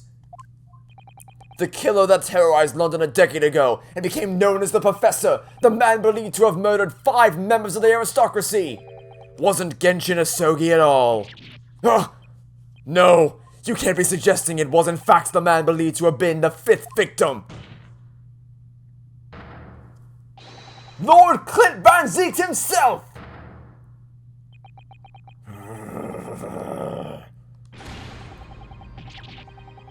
I'm sorry, Van Zeeks. Truth hurts. My god, this game. It's finally open, is it? Pandora's box. The Great Van Zeeks family, they've been thoroughbreds of the British judiciary for years. And Lord Klint Van Zeeks, he was a paragon of justice in the capital. But he was actually a mass murderer, a perpetrator of the atrocities, something if the general public ever found out, law and order in this country would be finished. My brother. Oh, this is too awful. Poor Lord Van Zeeks. I wonder, though, did he never suspect? Mr. Naruhodo? Lord Barrick Van Zeeks is a brilliant prosecutor. Is it conceivable that he didn't realize what his older brother really was? Order in court. Lord Van Zeeks. The Professor made use of an enormous hound that is his murder weapon. Tell me, did your brother own a dog? Yes, Oh, did he now? Baumug. He was a well-known hunting dog. Oh, he had a hunting dog. Really, did he now? Well, in that case, I don't believe this. When my brother would go hunting in the forest of grounds behind the house, he always took Balmung. After Klint's death, the creature passed away too. Oh, did it now? What a coinky-dink! He was a magnificent hunting dog, worthy of the jewel-studded collar around his neck. A jewel-studded collar?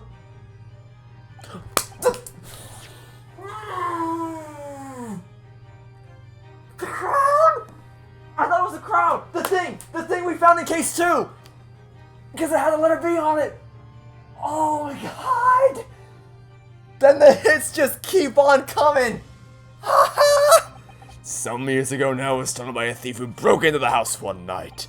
A jewel-studded collar stolen by a thief. It so happens that myself and my colleagues have come across such a collar during our time in London. How could you? There was an old emblem attached to the collar too, made of pure gold. My god almighty! This game! It was topped with a small crown and bore an ornate capital letter B. What? An emblem bearing the initial B? Oh my! You know it? Of course he knows it. It's the insignia of the Baskerville family. What? The Baskerville? Why is that name coming up now? Oh, I thought it was B for Balmung. Baskerville was the family name of my late brother's widow. That pure gold emblem was an heirloom, which Klint acquired upon their marriage. There can be no doubt then, the collar you've described was Balmung's. The family insignia of Lord Klint Van Zieks' widow! There was a considerable amount of blood on the collar when we saw it. Since we know the dog was used for hunting, it could have been from its quarry, of course. But it could equally have been from human prey. Oh my god! It's just... The bombshells are just dropping from every direction in increasing magnitude each time. So in fact, the person responsible for these murders of nobles and royals was a noble himself, and that threatened to be an enormous scandal that would irrevocably destabilize British society. My father knew that, and was using it to negotiate his way out of the unjust charges brought against him. But at the very last hour, those he'd bargained with betrayed him, slaying him mercilessly on foreign soil. Well, can you deny it, Lord Strongheart? 10 years have passed, and still now, the 6 million inhabitants of our great capital rest easy, believing that justice was done. That though his anonymity remains, the diabolical murderer was caught and executed. Very well then, you may have the truth. Is that it? Did we do it? Did we finally blow the lid off this case? Tell me then, tell me what Klint really was. Lord Klint Van Zieks was too pure of heart. When he became a prosecutor and went in pursuit of the black roots of crime, he drove himself into a corner. He came to the uncomfortable realization that to fight the most fiendish of criminals requires one to become even more fiendish oneself. Klint.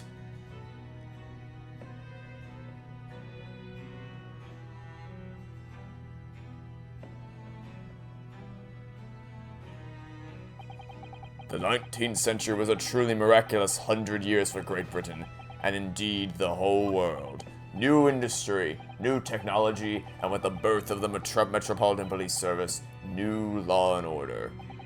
But these dazzling new developments meant even deeper shadows were cast on society.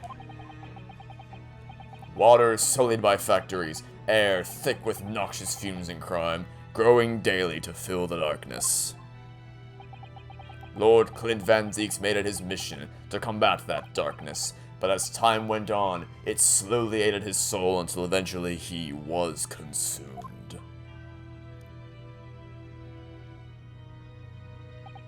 It's ironic, really, and somewhat surprising, that the truth has once again been unearthed by a Japanese. Once again? What do you mean? 10 years ago, your father, Genshin Asogi, turned up in my place one night. The professor? Yup. Yes! Beyond all shadow of doubt, you must issue a warrant to search his home at once. Don't be absurd. The man comes from one of our country's most illustrious families. He's a paragon of justice here in the capital. Yes, that's the point. That's why none of you British can see it. He's using his noble status as a diversion whilst he commits these atrocious crimes behind the scenes. Do you have evidence? Nothing definitive as yet, but he keeps an enormous savage hound on the estate. We need the full support of the judiciary for this. We're up against a member of the aristocracy. So a large family estate is a fierce guard dog. You should know that's commonplace here in Britain. I'm sorry, but I can't possibly put Scotland Yard onto this based on the tenuous accusation of a visiting student.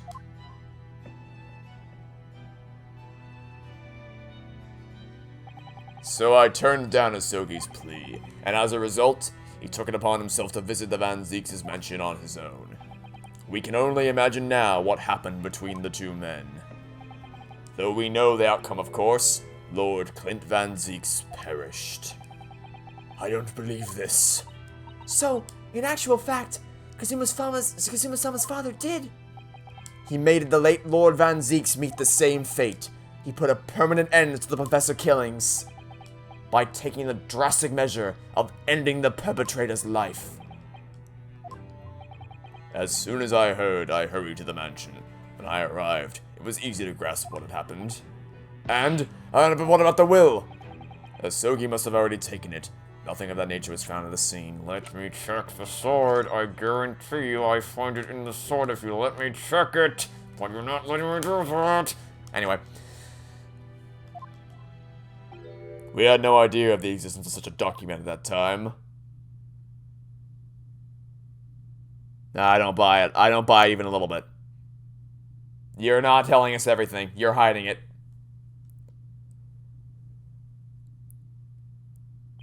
I was the only person who knew of the true identity of the Professor, so I resolved to keep it a secret and to guard the secret to the bitter end. So you're admitting to it? That you were behind it all? It was you, then, who pinned the crimes on my father! I did what needed to be done in order to protect the law and order of the British Empire. Even if that meant employing an unforgivable ruse. Then it was you who arranged this fabricated evidence! I ordered that detective to take care of it, whilst keeping the truth from him, naturally. Gregson. Obviously, he opposed me at first. Are you off your rocker? We can't do something like that. There's no question that it was Asogi who murdered Lord Van Zeeks. The house staff have made statements that they saw the man running from the mansion that night. Yes, well, I no doubt it was a Japanese fella. But we haven't got a shred of conclusive evidence against the man. And worse than that, he doesn't keep a dog, so we're short of a murder weapon to boot. And we're short on time, Gregson. We must put a stop to this man's rampage, for the good of the country. So we'll use whatever means necessary. Do I make myself clear, detective? Blimey. Mother God. So that night 10 years ago, when I was attacked by those thugs in the back street, and Genshin's ring was taken, that was him, wasn't it? That was Gregson and some hired help. Then the detective handed the stolen ring to Dr. Wilson, who feigned its discovery from the victim's stomach during that autopsy. And in the light of that decisive evidence, Mr. Asogi was found guilty of the charges brought against him. However, behind the scenes, he had actually already struck a deal with his accusers, in which he agreed to suddenly accept the charges. But I just don't believe that part. As far as I knew the man, my father despised such underhand dealings. It was extremely easy to make him comply. You see, he had one crippling weakness. You, I'm guessing? Isn't it obvious? You, Kazuma Asogi. Me?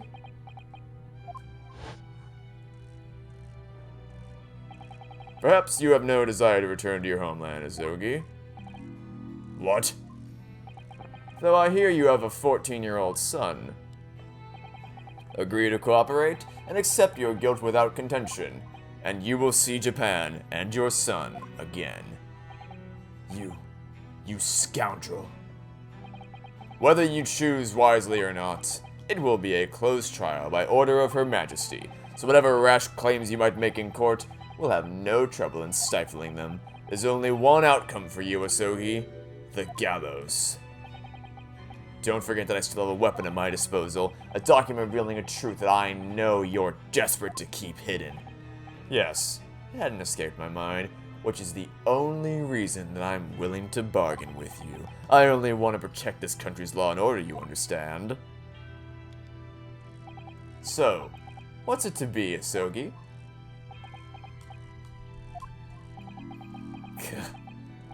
So, God.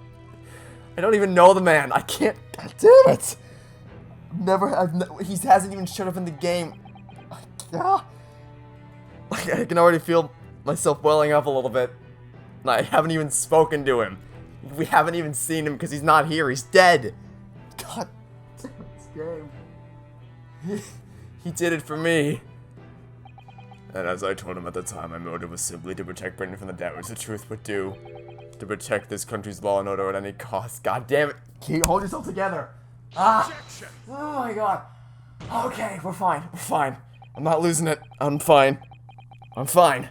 I've never dared let myself even consider this possibility until now, but in the light of all this treachery, I have to ask. The mastermind behind the Reaper of the Bailey. Was it you, Lord Mayor Strongheart? If you deny it now, you're gonna look like a fool. A rather brilliant idea, wouldn't you say, Lord Beric von Zeeks? That's the spirit of your late brother, that paragon of justice, should return to reap justice for his sibling. Could there be a more appetizing tale for London's masses, I ask you? What brazen? I knew that you'd play the part to perfection, but your role really wasn't that of some embodiment of death. No, you were London's guardian angel. An angel with bloody hands? I think not. Those who had cooperated with me already were only too happy to participate in my plan. Inspector Gregson, Dr. Wilson. My minions worked tirelessly to ensure that the finger of guilt could never come to rest on you. It's all thanks to them that you were exalted as the demigod the Reaper became. But Dr. Wilson left Britain 4 years ago when he was invited to work in Japan. That's right. So I had to employ the services of his young protege after that. Dr. Courtney Scythe. Dr. Scythe? So what with the execution of the Professor and the subsequent reign of the Reaper of the Bailey, I have successfully safeguarded law and order in our mighty capital for the past decade. That is everything. Lies. Lies. Lies, lies, lies. My lords, ladies and gentlemen, I do hereby confess, it was I who sired the concept of the Reaper. However, let me say in my defense, it was all for the preservation of law and order across the entire empire. Lord Strongheart did it. An unforgivable collection of crimes, but still, all those who died at the Reaper's hands are rotten to the core anyway. That's no. You are throwing your justice system up in arms if you concede to that mindset. There is no one left now who can reveal the precise truth of what happened 10 years ago. Therefore, this trial can go no further. Now, I would like to entreat all those present, beyond these four walls. Nobody need know the truth. Even Her Majesty must be protected from this. I trust you all appreciate the importance of my request. It is for the good of the country. Oh my god, you are such a politician. You are such a politician. What? Can he do this? Can the trial really end now? I have one last question. For the accused, Lord Van Zeeks. What? Of course, I know that you're a highly accomplished prosecutor, so I find it hard to believe that you didn't have any doubts at all. That you never suspected your older brother. Yes, the same thought occurred to me. It was only once, but yes, I couldn't say that I never had my doubts. My brother's sense of justice was extremely strong, perhaps too strong, I observed. At that time, there were members of the aristocracy who were bleeding the country dry for their own gain. And since they were nobles, they were untouchable. For my brother, it was a source of great turmoil. And coincidentally, at the same time, the Professor began his terrifying reign. During the time of the Professor killings, my brother did not appear to be himself. And that made you suspect? Yes. But it was only once, not more. Only once? Really? Klint wasn't the culprit. That was my conclusion at the time, and I still believe that now. Do you have any evidence to support that idea? The third victim was the Lord Chief Justice at the time. It was he who had recognized my brother's potential and trained him as a prosecutor. No matter what the circumstances, it's unthinkable that my brother could have killed his friend and mentor. That will do. Neither Klint Van Zieks nor Genshin Asogi still walk this earth. However much we debate this matter now, we cannot hope to reach a conclusion. No, but... There are only 2 extant pieces of evidence from the time. The woebegone ring that acted as the incriminating evidence to condemn Genshin Asogi, and the 3-page last will and testament penned in black ink and left behind by the man. You know what? If you would let me check the damn sword, I guarantee you I'd find more than that. The wretched truth of what happened is exactly as I have explained. No, yeah, sure.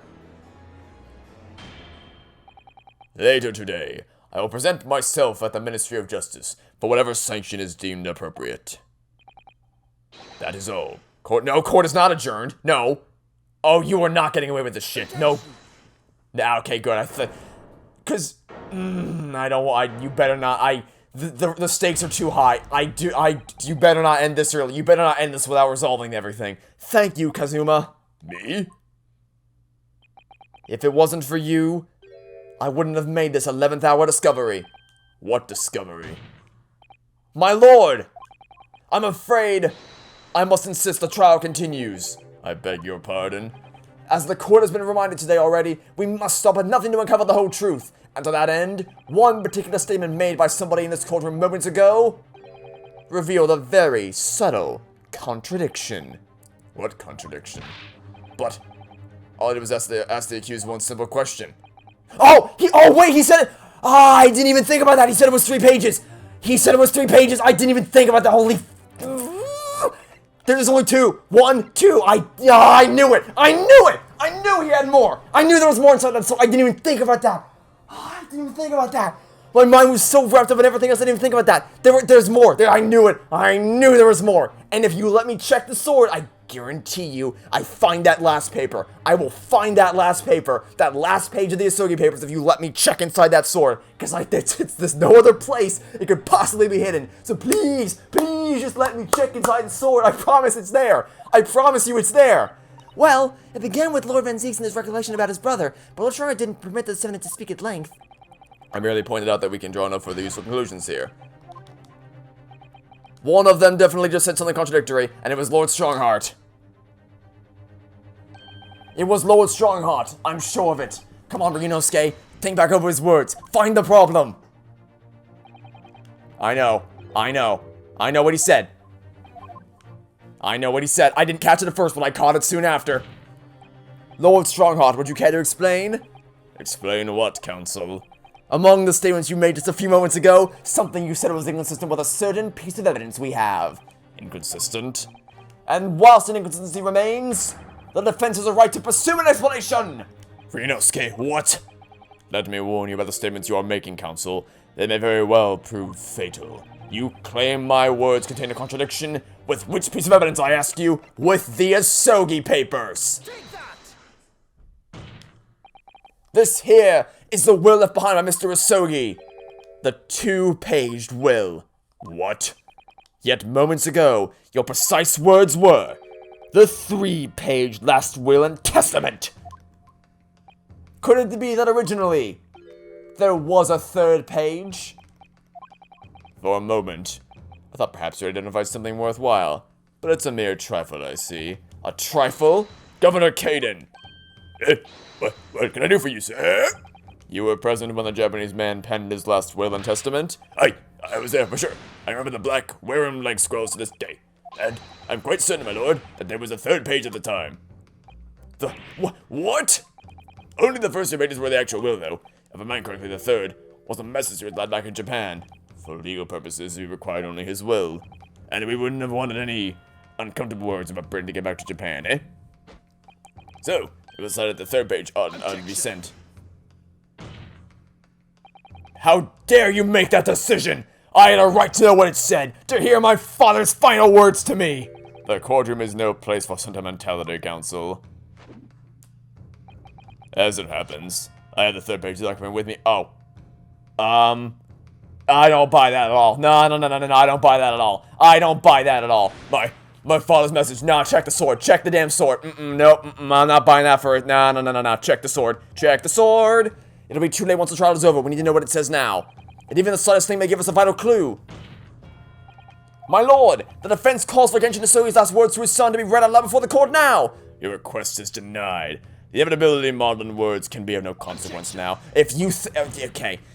Oh, if you thought to obscure it, there must be something there. The prosecution agrees. The court should know the content of that message. Every possible piece of evidence must be thoroughly examined. Very well then. Governor Caden, you will read the third page of the document for all present to hear. Yes, sir. Only, I should point out, my lord, that I can actually read. Oh my god.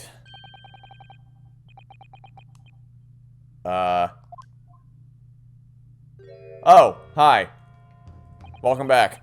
If I could be of assistance here, I'd be happy to translate the words into English for the court. Father! You're still here, are you, Dr. Mikotaba? Naturally. I consider myself a member of the judiciary, albeit a lowly one, but perhaps I should quietly withdraw after I've translated Genshin's message. Your cooperation is much appreciated.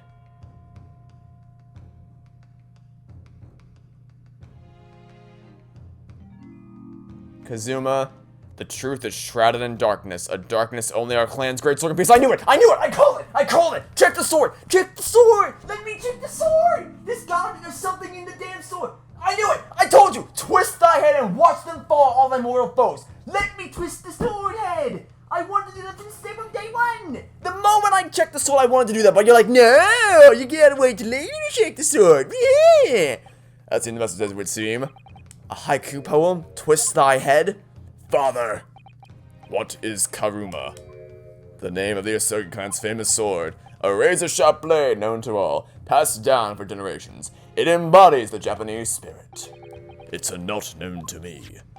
It's the katana sword that was submitted as evidence earlier in these proceedings. The one worn by the prosecution counsel when he confronted Inspector Gregson. Yeah, okay. Can I check it now? Now that it's been updated, am I allowed to finally check the sword? Finally? Maybe? No? Okay, how about if I open it up first? I swear to God, it's literally, the game is now literally telling me to twist. Yes, finally, yes, open it up. Mighty crew and twist thy head and watch them fall, all thy mortal foes.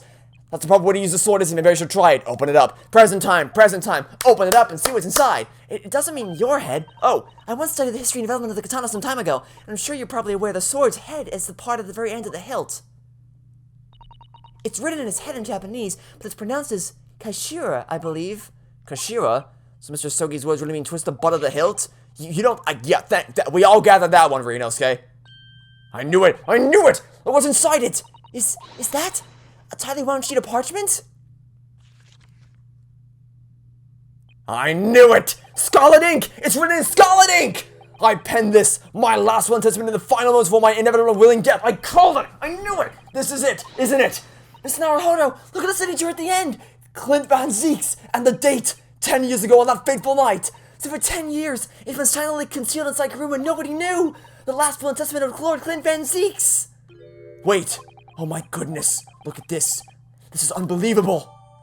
Let me read it! Let me read it! I want to read it! Let me read it! Oh my God, swear, let me read it! No! I can't read it! I can't read it! You pieces of shit, I can't read it! Oh, with its procrastinations, I'm beginning to try my patience to determine in the corners. No! As a presiding judge, I have been as accommodating as possible in the will of the courtroom. However, despite all that new information, we just got a whole lot of new information. We got the will! No! In pursuit of justice, Lord Klint Van Zeeks tragically lost all sense of morality. When he murdered his former mentor, clearly he was already devoid of his normal faculties. How dare you! I refuse to believe that of my brother. Too much time has passed. We cannot ever hope to know more than we do. Oh, yeah, but we can, but we found it. We found the will. We found it. It's in there. I told you it would be in there. Especially since the alleged word that he penned in his final moments appears to have been lost forever. No! Though it's strong heart, you appear to be in something of a hurry to wrap things up. I wonder why. We've heard you state time and time again during these proceedings that everything you did was in the interest of protecting British law and order. And I stand by that. Without the Reaper, we could never have achieved the reduction in crime the capital has seen. Well, what about Inspector Gregson then? And Dr. Wilson. They were no criminals. You used them to achieve your ends, and then you had them killed. However you dress it up, there's nothing fair or just about that! Oh, it's Strongheart. What exactly is it that you're hiding? Dr. Mikotaba, were you not to quietly withdraw after the translation of your former associate's will? In this courtroom, no argument carries weight unless it is supported by evidence. Well, luckily for you, we just found a whole smoking gun of evidence. It would seem that the defense has no more evidence to present, And that would be where you're wrong, kiddo. Even though I'm pretty sure you're the oldest person in this game. in which case, I hereby order all discourse in the proceedings to be struck from the record. Yeah, nice try, buddy. This is my last chance. Mr. Naruhodo! I have to present some decisive evidence now, or it's all over. But can I? Yes. Yes, I can. You're going down, Strongheart. It's time to bring an end to the Reaper of the Bailey. Wait, my lord! As it happens, the defense does have evidence to present. Oh, don't be absurd. There's nothing of relevance remaining from the time. It's high time that you realize something, my lord. This gentleman has an uncanny habit of producing evidence at the final hour that had escaped everyone else's attention. Nonsense. What is it, Ryunosuke? What do you have? I dare say, the final, decisive piece of evidence that will reveal the whole truth about this rotten tale. How can you? Decisive? Well, it would appear there's no escaping it now, my lord. Let it be so, then. Present whatever you think you have that can settle this decade-old enigma, if you're capable. What exactly is this evidence that the defense claims to be so decisive? That would be none other than Klint Van Zieks' will itself. Take that! There is a single piece of evidence that can clarify what really happened 10 years ago. The last will and testament of Lord Klint Van Zieks. Ha ha ha! A wonderfully astute observation, I'm sure. But in case it had escaped your notice, that document was lost long ago. That's right, it was. Only, I have it right here, discovered just moments ago. That's right, everybody. Haha, that's right, Strongheart. Impossible! That can't be! Everything that's happened comes back to this will. This document is the key that will unlock the entire mystery! Ah, he's mad now. Oh, we got you now, buddy. You have nowhere left to run. He knows he's done for. Aye, my brother's last will and testament. Where did you find that? It was rowed up inside this. Aye, inside Kuruma? That ultimate weapon Genshin Asogi obtained has lain undisturbed in the hilt of the sword all these years, just waiting for the right time to emerge and reveal the truth. The signature and seal certainly looked official. My god, it's true. It's my brother's handwriting. There can be no mistake. That's it, Strongheart. This is the end. I forbid the contents of that document from being read out. Do you hear me? I strictly forbid it! Not anymore. You can't do that, my lord. This document could explain everything. That document could literally destroy the meaning of justice in this country. Yeah, well, if your meaning of justice has led to the results of the Reaper of the last 10 years, I don't think we want that anymore. I demand that you hand that to me at once. Why? What are you trying to hide?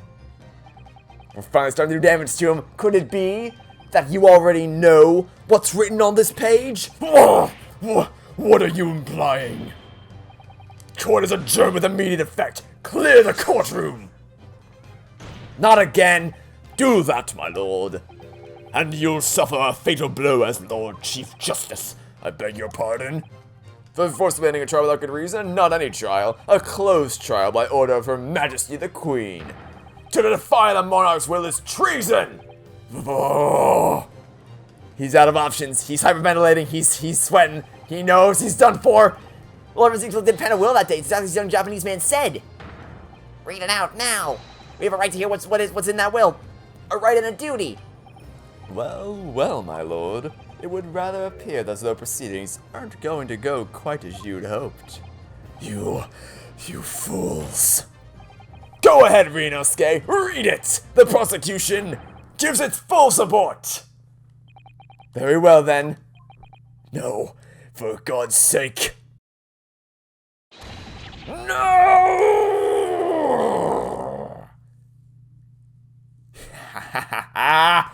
There it is! There's the end of the road. I penned this, my last will and testament, in the final moments before my inevitable and willing death. The hour is 11 p.m. and I sit at my writing desk in my office. My good friend Asogi stands on my shoulder. He has expressed his intent to invoke the dying ritual of the duel, that I may depart this world with honor, an honor of which I am utterly undeserving. The Japanese are a truly merciful people. I, Klint Van Zieks, Lord of the Manor of the Van Zieks estate, hereby confess to the following. I am the killer who has come to be known in society as the Professor, guilty of 4 counts of murder. I will not here discourse the corruption rife among the aristocracy, which is to me, as one of them, so apparent. However, 6 months ago, I took the life of a member of the House of Lords at the heart of the depravity, a demon who habitually sacrificed the common man to further his own interests, abusing his position of power. The law is impotent against such vile avarice.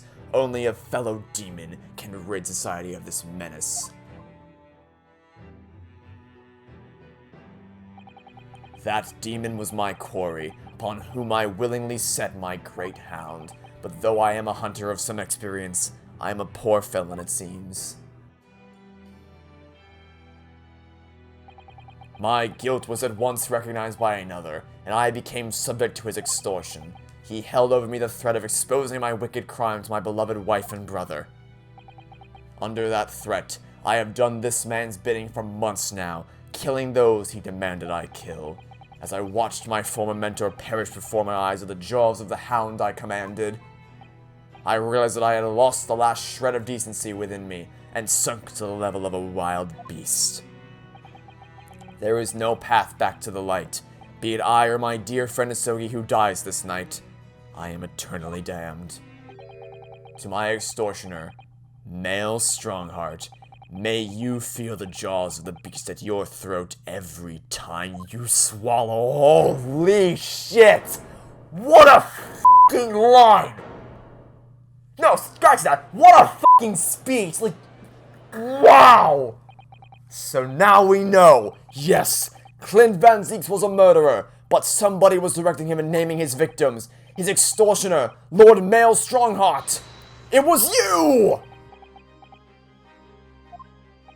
You have nowhere left to run now. You're completely out of options. There's nothing left for you to pull. Lord Strongheart, a moment ago, you claimed that what the court has just heard could destroy justice in this country. But you weren't trying to protect justice at all. All you were trying to do was conceal the secret of your true nature and the countless lives you sacrificed up till now. It just didn't make sense to me that the third victim, the former Lord Chief Justice, was my brother's benefactor and a man of lofty principles.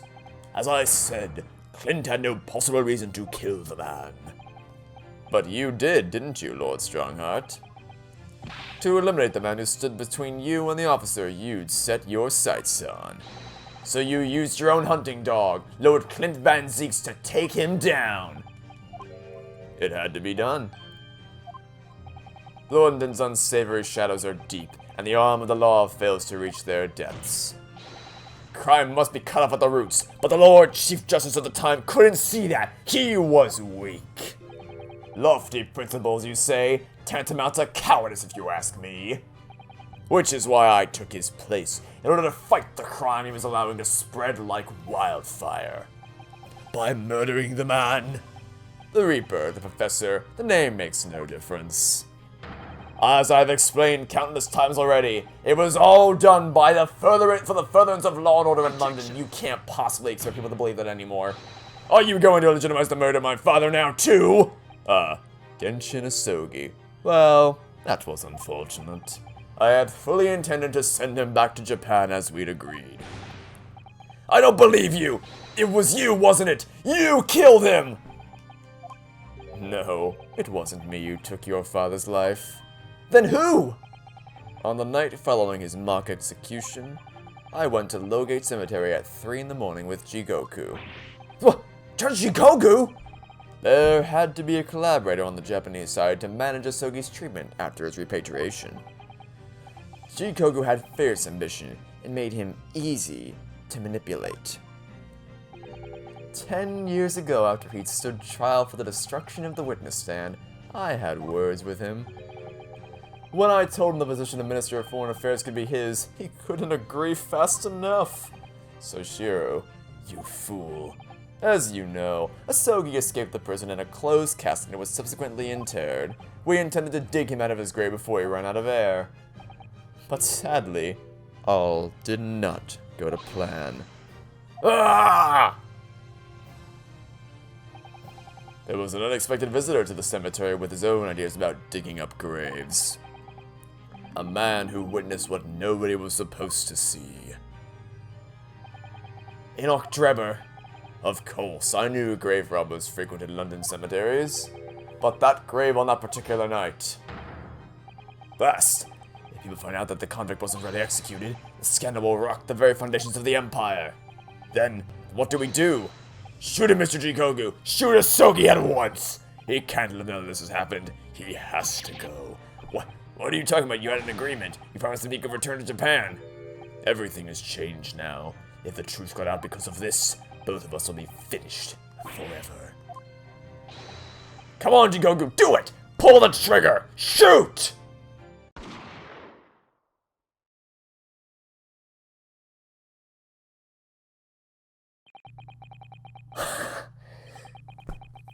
God damn this game. Jigoku shot Asogi from the shadows. The grave robber was so close to blood sprayed over his coat. He fled as fast as his legs would carry him. Then Jigoku and I put Asogi's body back in the grave from which he just emerged. When I later learned of the waxwork modeler's presence at the scene as well, I made her swear to 2 things. Never to remove the professor's mask, and never to speak of the events of that night. And with that, the secret was buried, along with Asogi's corpse. So, now you know what really happened in the Great Cemetery that night. And with that, the curtain falls. Holy shit, this game. I mean, so, the thing is, there's still one loose thread, though, with the Hound of the Baskervilles. Because we know that that was a thing in the first game that we couldn't hear about, and, like, obviously we can assume the Hound of the Baskervilles is the dog that was used by the professor to kill people. But that means Sholmes was involved in it somehow. So, I'm curious how, I don't know if they're gonna, because it feels like we're in the end game now, like, we've exposed everything. Like, that's all of it. So are they gonna... we'll keep playing a little longer before we run on the list of what has and hasn't been wrapped up. Because so far they've been knocking them all down. It was Jigoku, your Japanese acquaintance, who killed Asogi in the end, you see. He claimed to be the man's friend, but when push came to shove, he pulled the trigger. Just before Mr. Jigoku left the courtroom earlier, he said that the assassination proposal was a demand from the British counterpart, not a request. So you coerced him too, using what happened in the graveyard.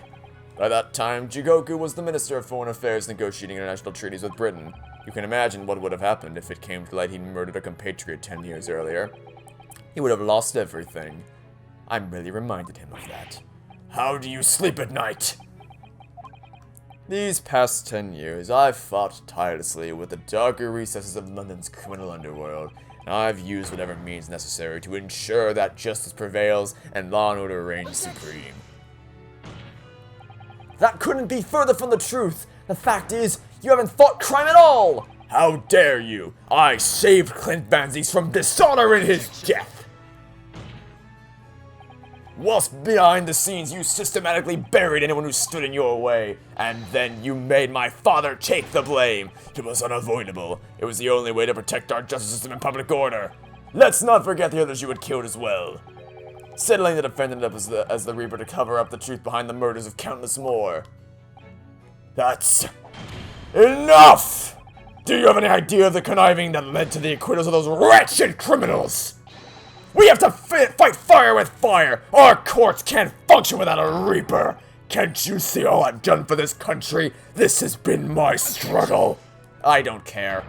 You've done nothing!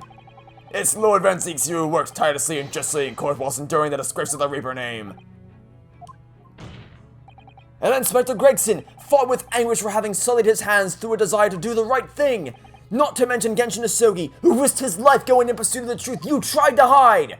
No, the darker reaches of London's underworld were largely filled by you! You little... When will you get it through your thick skulls? That it was all for Queen and country? I'm tiring of that excuse. You've consistently twisted the truth for bargaining power to make others do your bidding. Nothing more. The people who willingly twist the truth and coerce others have no right to call themselves part of the judiciary. I strongly suggest you don't ever talk of justice again! Come on, break down. Okay, it's the second time we've done that. Are we done now? Is that the final showdown? Because I feel like we're done now. We've exposed it all. Everything's out in the open.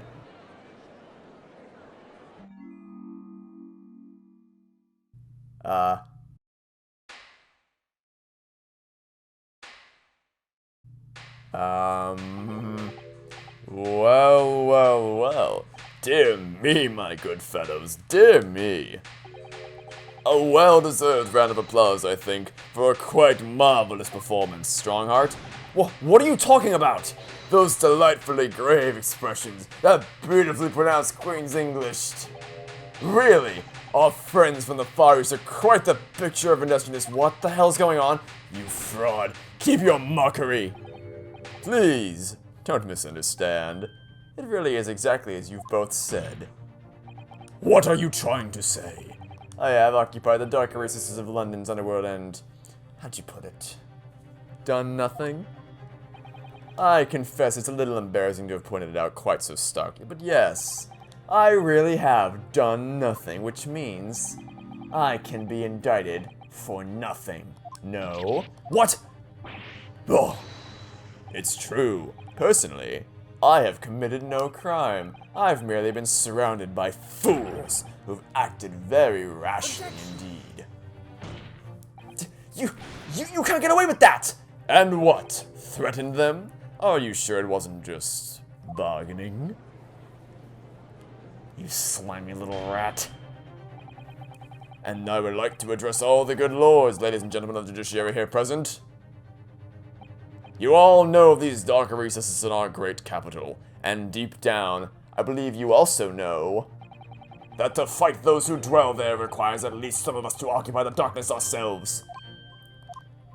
So let me appeal to your good sense now. Consider the situation with me. If this catalog of horrifying revelations were to become common knowledge among the 6 million inhabitants of London, what might happen? To learn that the infamous murder of royals and nobles was a respected member of the aristocracy himself. That evidence was fabricated in the scapegoat's trial amid secret negotiations with prosecutors to effect a jailbreak. That the Reaper of the Bailey was an organized group of assassins managed by a Scotland Yard inspector. And finally, that it was all masterminded by the Lord Chief Justice himself. If the general public of Britain knew the truth, all faith in the police and the prosecutor's office would be completely lost, without doubt. Public order in the capital would completely break down. We'd be cast back to the lawless days of the last century. Precisely, as it was 100 years ago, when 1 in 10 of the population were criminals. Think what we've accomplished since then: a public policing force, a comprehensive set of laws. And if we want to continue to protect this new era of law and order, I say again, we must at times occupy the darkness ourselves. You sniveling little mastermind. We have successfully identified and apprehended the man responsible for taking Inspector Gregson's life.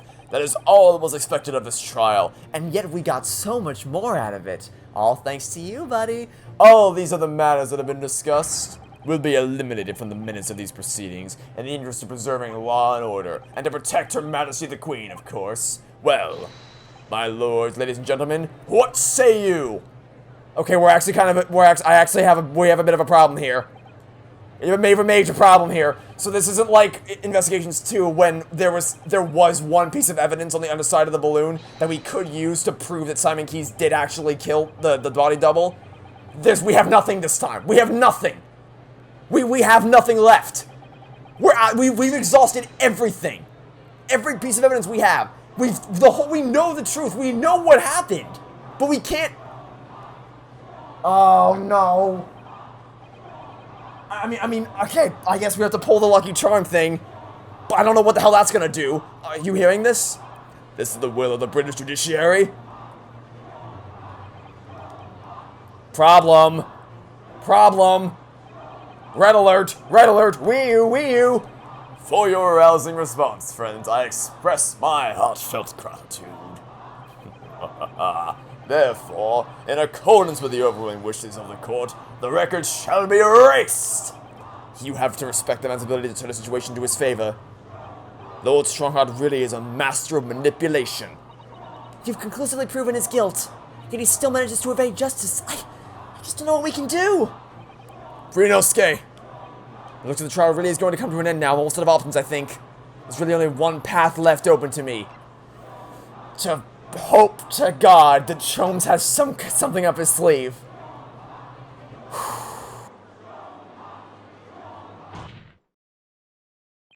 Yes, as I know only too well, the only thing that carries any weight in court is hard evidence. But Mr. Naruhodo, what evidence is there to use at this stage in the trial? I have an idea. I don't know whether anything will come of it, but if there was ever a time for using this particular item we have among the evidence, it's now. Okay. Where is it? Here it is. Iris's Lucky Charm. Come on, Sholmes. Show me what you got. Oh my! Yes! Mr. Sholmes asked if you had that with you earlier. We've exposed all of Lord Strongheart's wrongdoing now. I've no doubt that Mr. Sholmes had already deduced exactly how the truth will unfurl. So I think it must be time for the great detective to take center stage, don't you?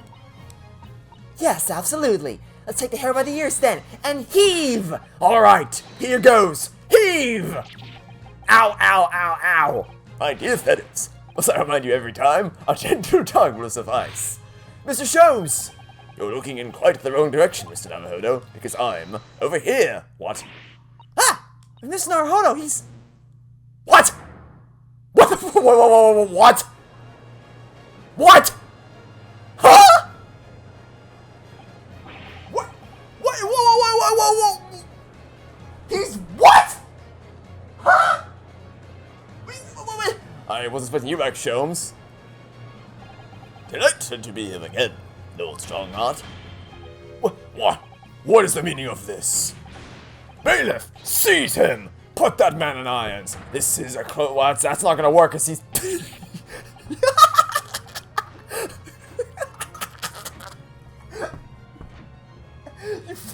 You idiots.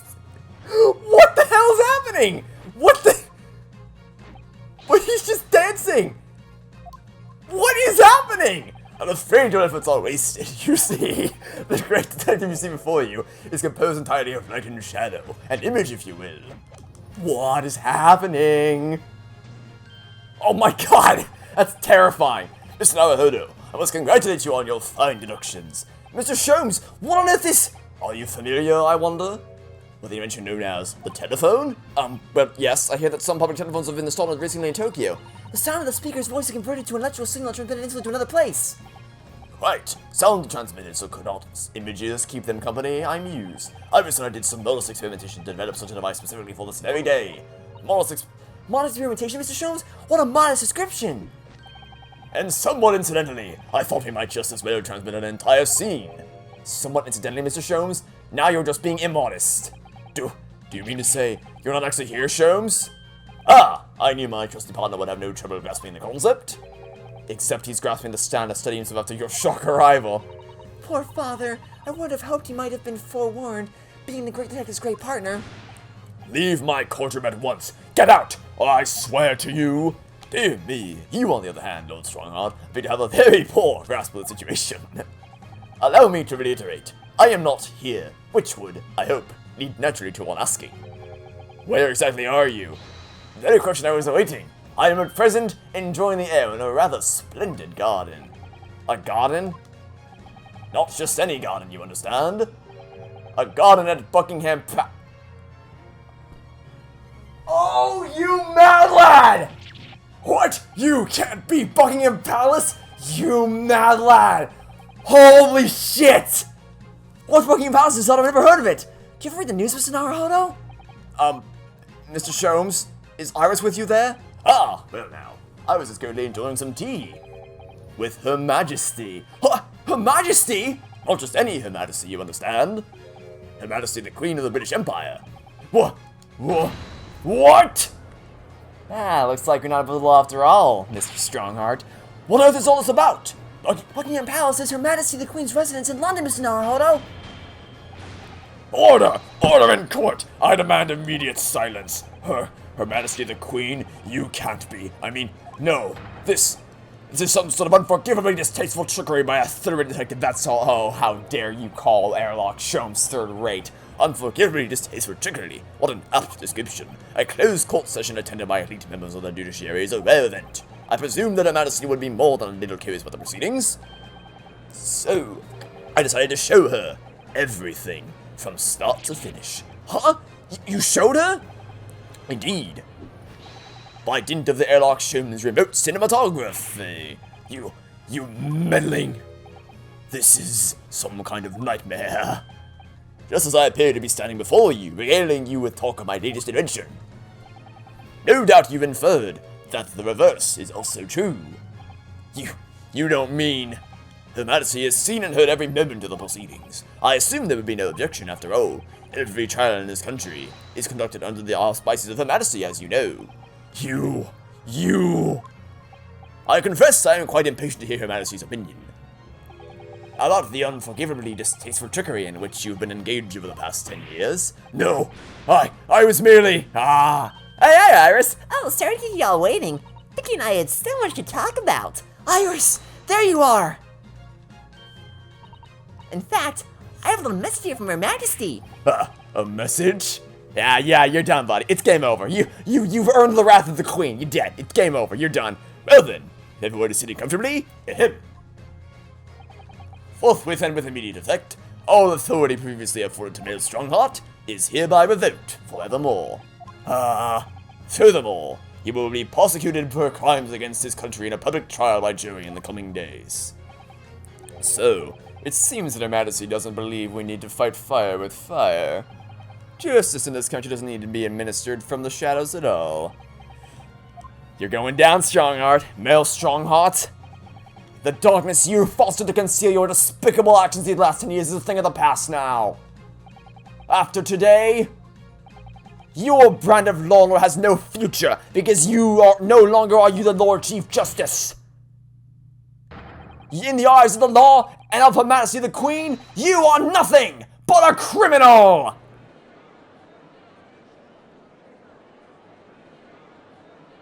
Come on, it's over. Adjourned! Adjourned! Adjourned! Adjourned! Adjourned! Court is adjourned! Ha ha! And down he goes!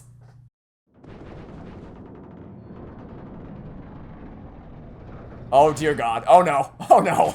Wow. Uh-oh. Oh God. Someone call the fire department quickly.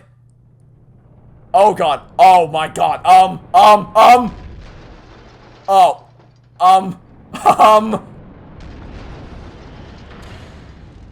Holy shit!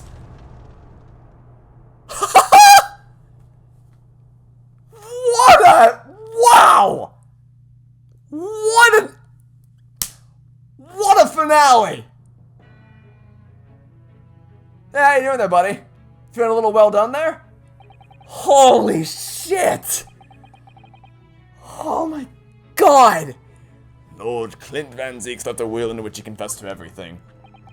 When those words came out of Asogi's mouth, it deranged me completely. I knew I must do anything and everything in my power to contain the situation.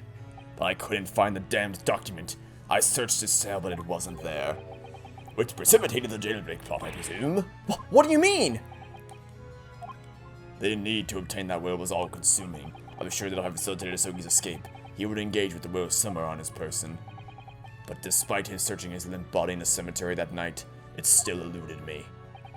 It never even crossed my mind that it was concealed in the sword's hilt. It's funny, because it's the first thing to come to my mind.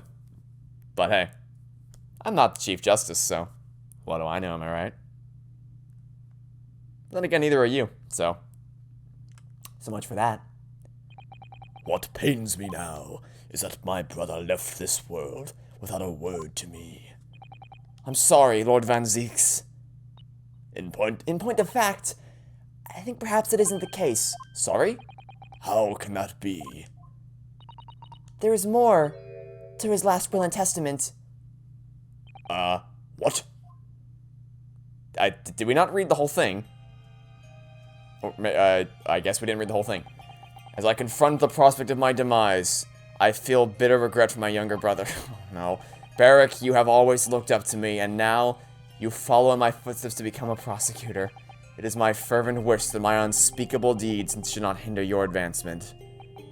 I ask not for understanding, for none could understand my depravity. I ask only for forgiveness.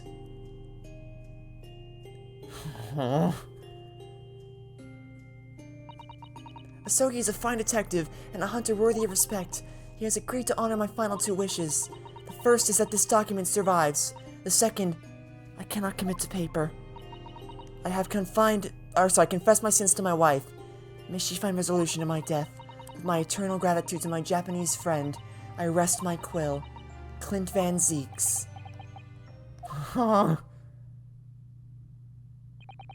Klint.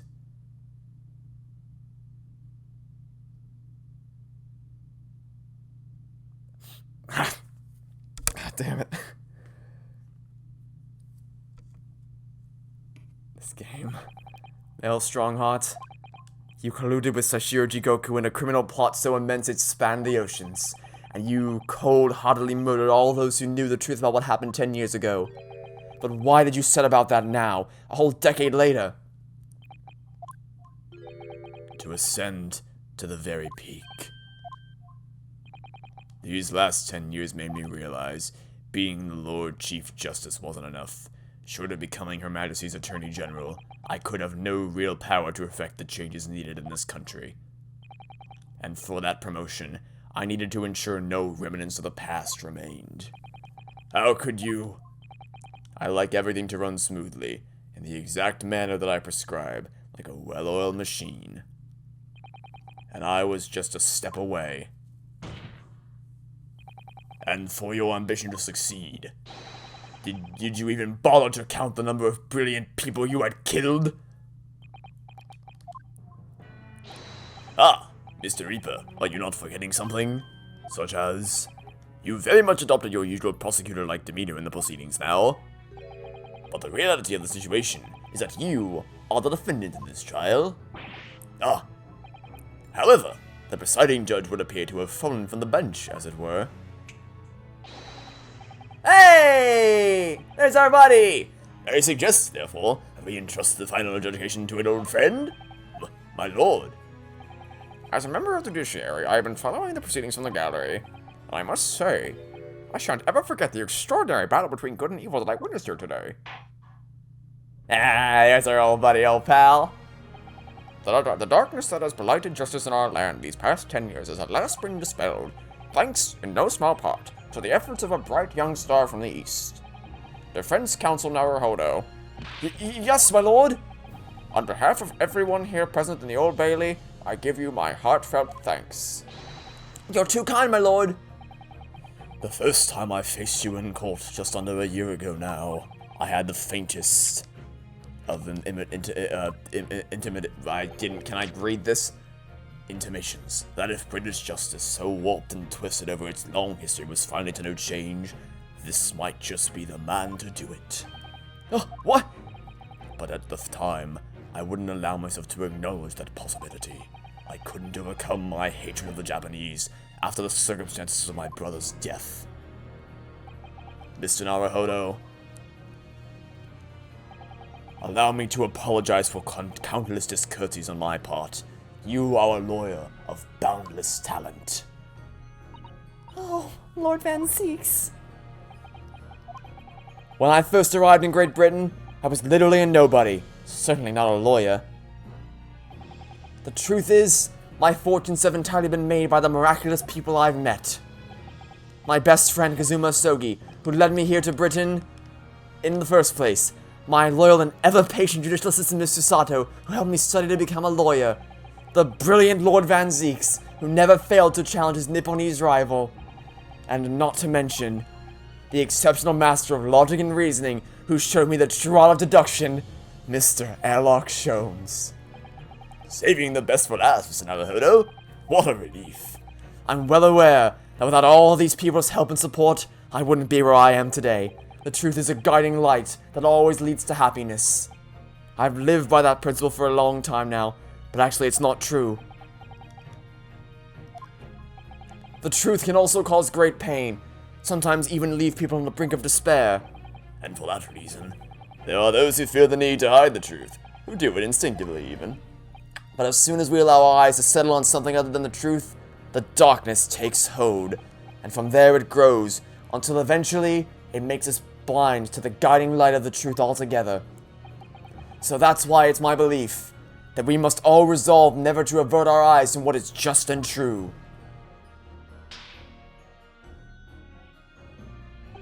So that we can continue to walk the straight and narrow path ahead.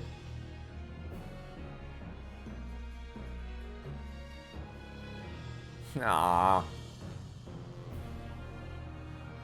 Got our own little family of crime solvers here. Well, I must excuse myself now. But before I go, Mr. Naruhodo, let me compliment you on your grand opus. What? Without your beautifully composed case against Lord Strongheart, Her Majesty would have been unable to act. Thanks to you and your fellows, the haunting undertones corrupting Britain's judicial system have been silenced. Thank you very much.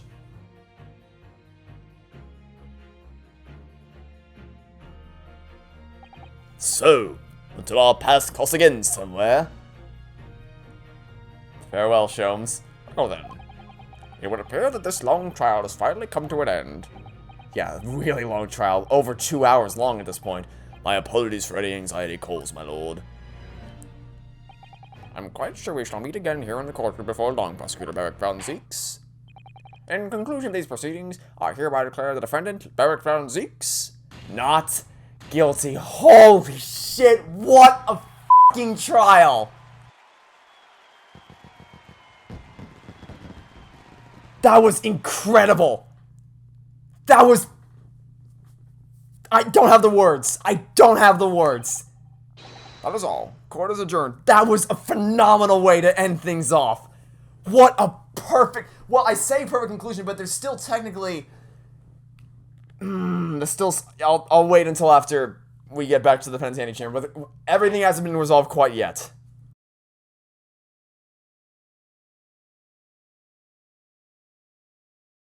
So, the one thing that I was unsure whether we get resolution on was whether or not it would be revealed that there was a reason why all the jury members were stacked. And I guess technically there was still room to say that maybe Lord Strongheart manipulated the jury in a certain way to have the outcome of the trial fall the way he wanted it to. But I was expecting it to be a bit more explicitly addressed than that, because it is insane. The degree to which the jury's been stacked over these cases has been insane to watch. But that's I'm gonna let that one slide. I really thought there'd be something with Inspector Hosonaga, because they made a really big point about him coughing a lot. I guess there's nothing there. I really thought they'd do something more with Bolshevik, especially since they put Bolshevik on the final jury, but I guess that was a red herring.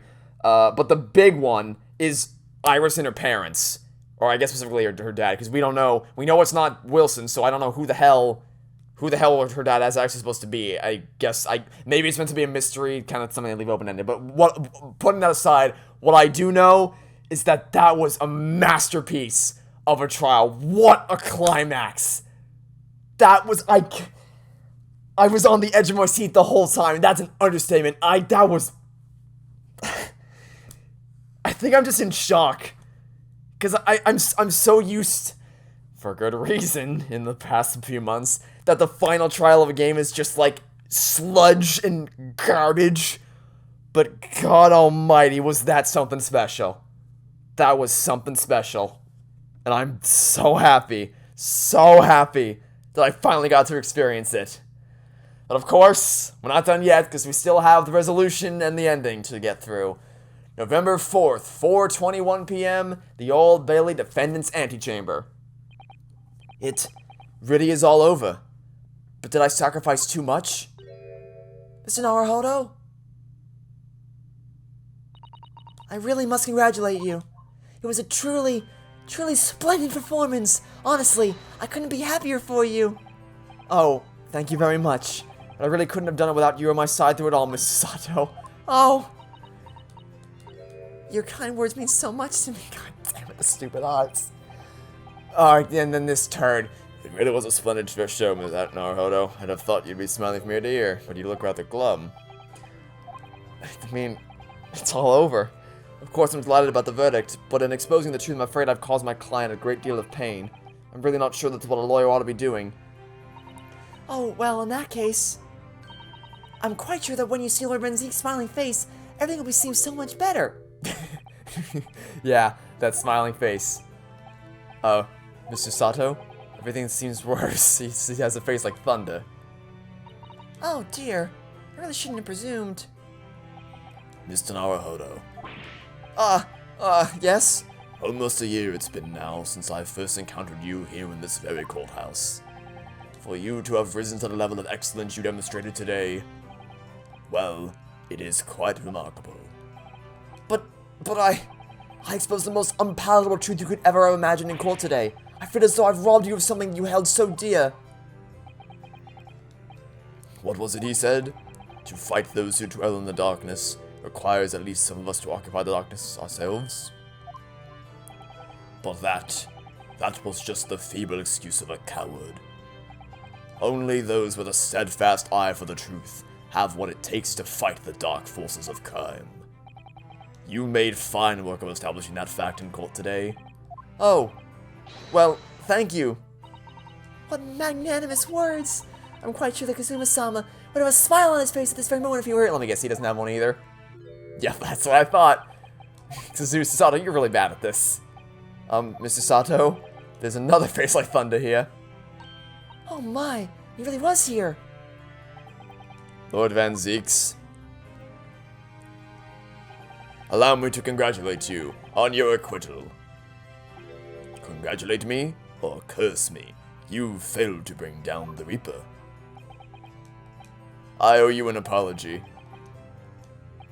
No, it is I who should apologize. Your father, Genshin. If I had been stronger, then perhaps I made an unforgivable error of judgment. I can offer no excuse. And I can offer no forgiveness. That said, I suppose you fought for justice and the truth. For that at least, I can't withhold respect. Your words mean more to me than you could know. I will hold them dear. Kazuma-sama. I must say, there's one thing that's still bothering me. What's that? The will that Lord Klint Van Zeeks wrote before his duel with my father. Yeah, there is that too. Like I said, there's these little loose ends that I'm not... Something he can't... Why can't he commit it to paper? It's weird. What can the second of his final wishes have been? That your father agreed to honor, you mean? Oh, hey there, buddy. I might be able to shed some light on that. What? Father! It was 10 years ago, as you know, the day before the execution was scheduled. I went to the prison to say my farewells to Genshin.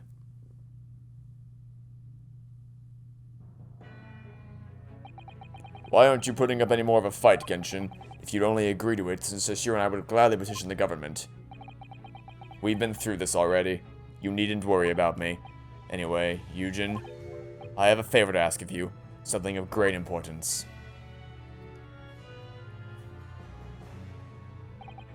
You're one of my greatest friends, Genshin. Whatever it is, consider it done. I'm going to tell you an address. I need you to go there at once, in secret, and telling no one. You should find a lady of the gentry in hiding there. A lady of the gentry? She's not in a good way, and she's with child. The birth is imminent. As a medical man, I'd like you to attend to her. Please, you're her only hope. By any chance, is the child yours, Genshin? Don't be daft. It's a favor that was asked of me by a man I knew, as his dying... No! No way!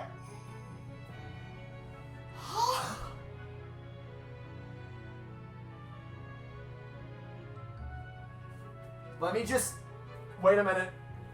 Let me just make sure I'm not going insane. No, you piece of shit! I can't check the court record again! I can never check it when I need to! Okay, get me out of the flashback. The lad would do whatever I could for his wife and his unborn child, but if something should happen to me, I need to ask that same favor. You're the only person I know I can truly rely on. What did you say? If something should happen to you? Tomorrow night you're going to be... You never know, though, do you? What life will bring. Alright then, tell me the address. I'll head there at once as Sashira. No, not with him. Pardon? This is a favor I'm asking of you, and only you, Eugen. Right, I see. Very well then. Okay, in case you're not picking up what I'm putting down, I just realized something. God damn it, let me open the court record! Okay, so in case you're not... Okay, no, That very night I caught a train from Paddington to Dartmoor in Devon. I want to check the court record to check the age of one of the characters. Because from my memory, one of them is 10 years old. And that person is Iris. She's 10 years old, and 10 years ago, Lord Klint Van Zeeks' wife was giving birth to a child. Holy shit! The trial's over! And we're still going! We're still going with the bombshells! When does it end? That very night I caught a train from Paddington to Dartmoor in Devon. I found the old house in the middle of nowhere. It was an old hunting hound lay asleep in the grounds. The poor woman was on the floor at the back of a darkened room. I broke her waters to precipitate the labor before she weakened further, but it was a torturous birth. I did everything humanly possible for her and her child.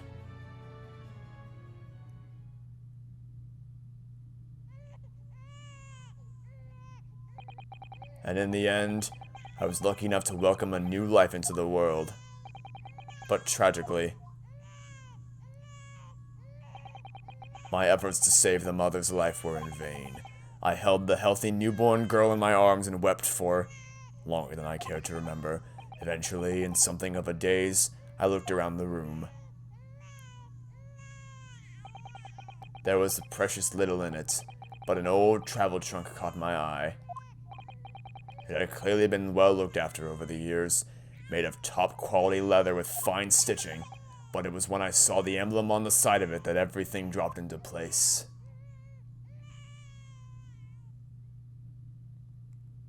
B for Baskerville. But Baskerville? You mean the woman was the wife of Lord Klint Van Zeeks? I thought we already knew that. I thought we were assuming that. Because that was the whole reason we started telling the story, was because he knew what he wanted to do. That's right. The newborn was his daughter. But that makes no sense. Why on earth wouldn't have Klint have entrusted the child to my care in that case? Because you're not exactly great with kids. Well, I say that, but Iris and Klint and Van Zeeks seemed to get along decently well at the beginning of the trial, so who knows, maybe they could have gotten along well. I was completely unaware he even had a daughter. I suppose they didn't really have any choice. What? Well, your brother said that he confessed everything to his wife, so she must have been beside herself with worry for her child. If the true identity of the professor were ever to be made public, the girl would be forever branded as the daughter of the infamous mass murderer. So the only solution was to distance the young girl from the Van Zeeks family as much as possible. I don't believe it. I imagine that in his final hour, Lord Klint Van Zeeks made the obvious choice. He would have thought to himself, this Japanese man here is someone I can trust. I honored my promise to Genshin, of course. However, only a month later I was summoned back to Japan, and without disclosing the parentage of the child, I couldn't obtain permission to take her with me. Oh, how awful. Stuck in another situation, are we, Mikotaba? I was completely at a loss. In the end, I had to ask my great friend. I asked him if he would be a father to her. Yup. That being Mr. Sholmes, I presume. I knew it. God damn it. He took one look into my eyes and agreed to it on the spot.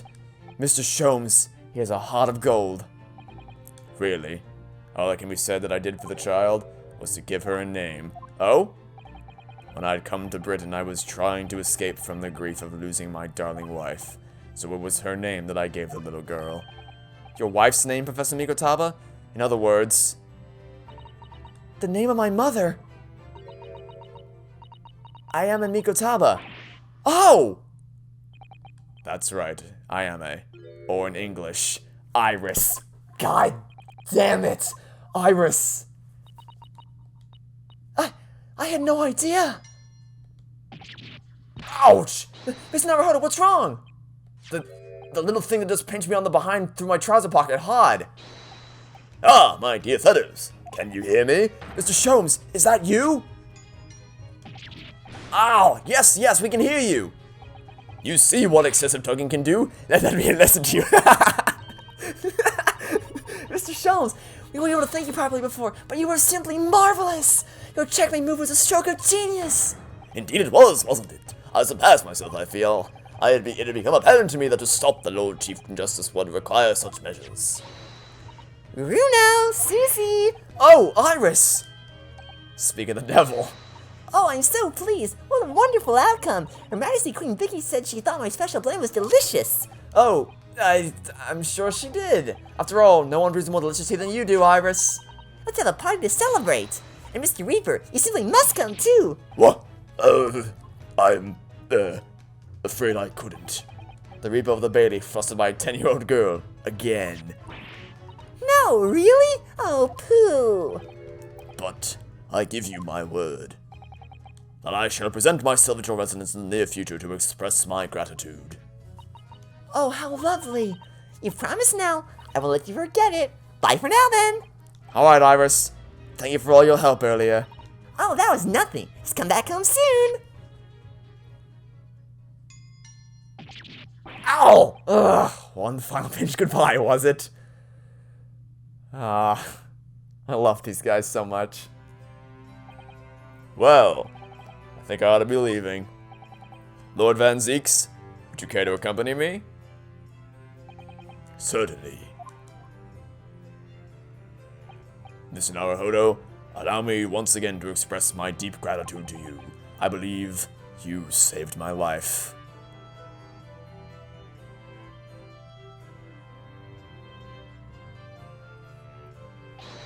Wait, Lord Van Zeeks!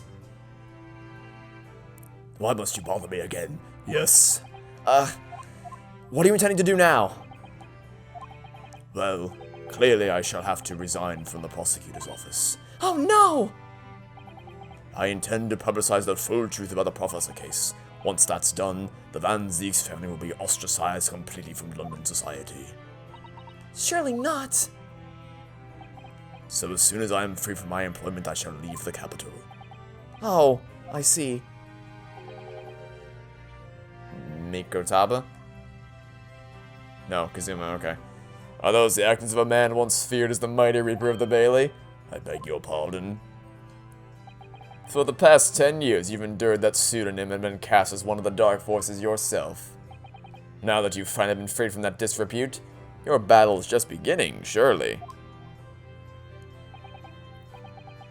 Well, I certainly never expected to hear those words from your lips. I waited a very long time to come to London. Now that I'm properly here, I intend to learn all that I can.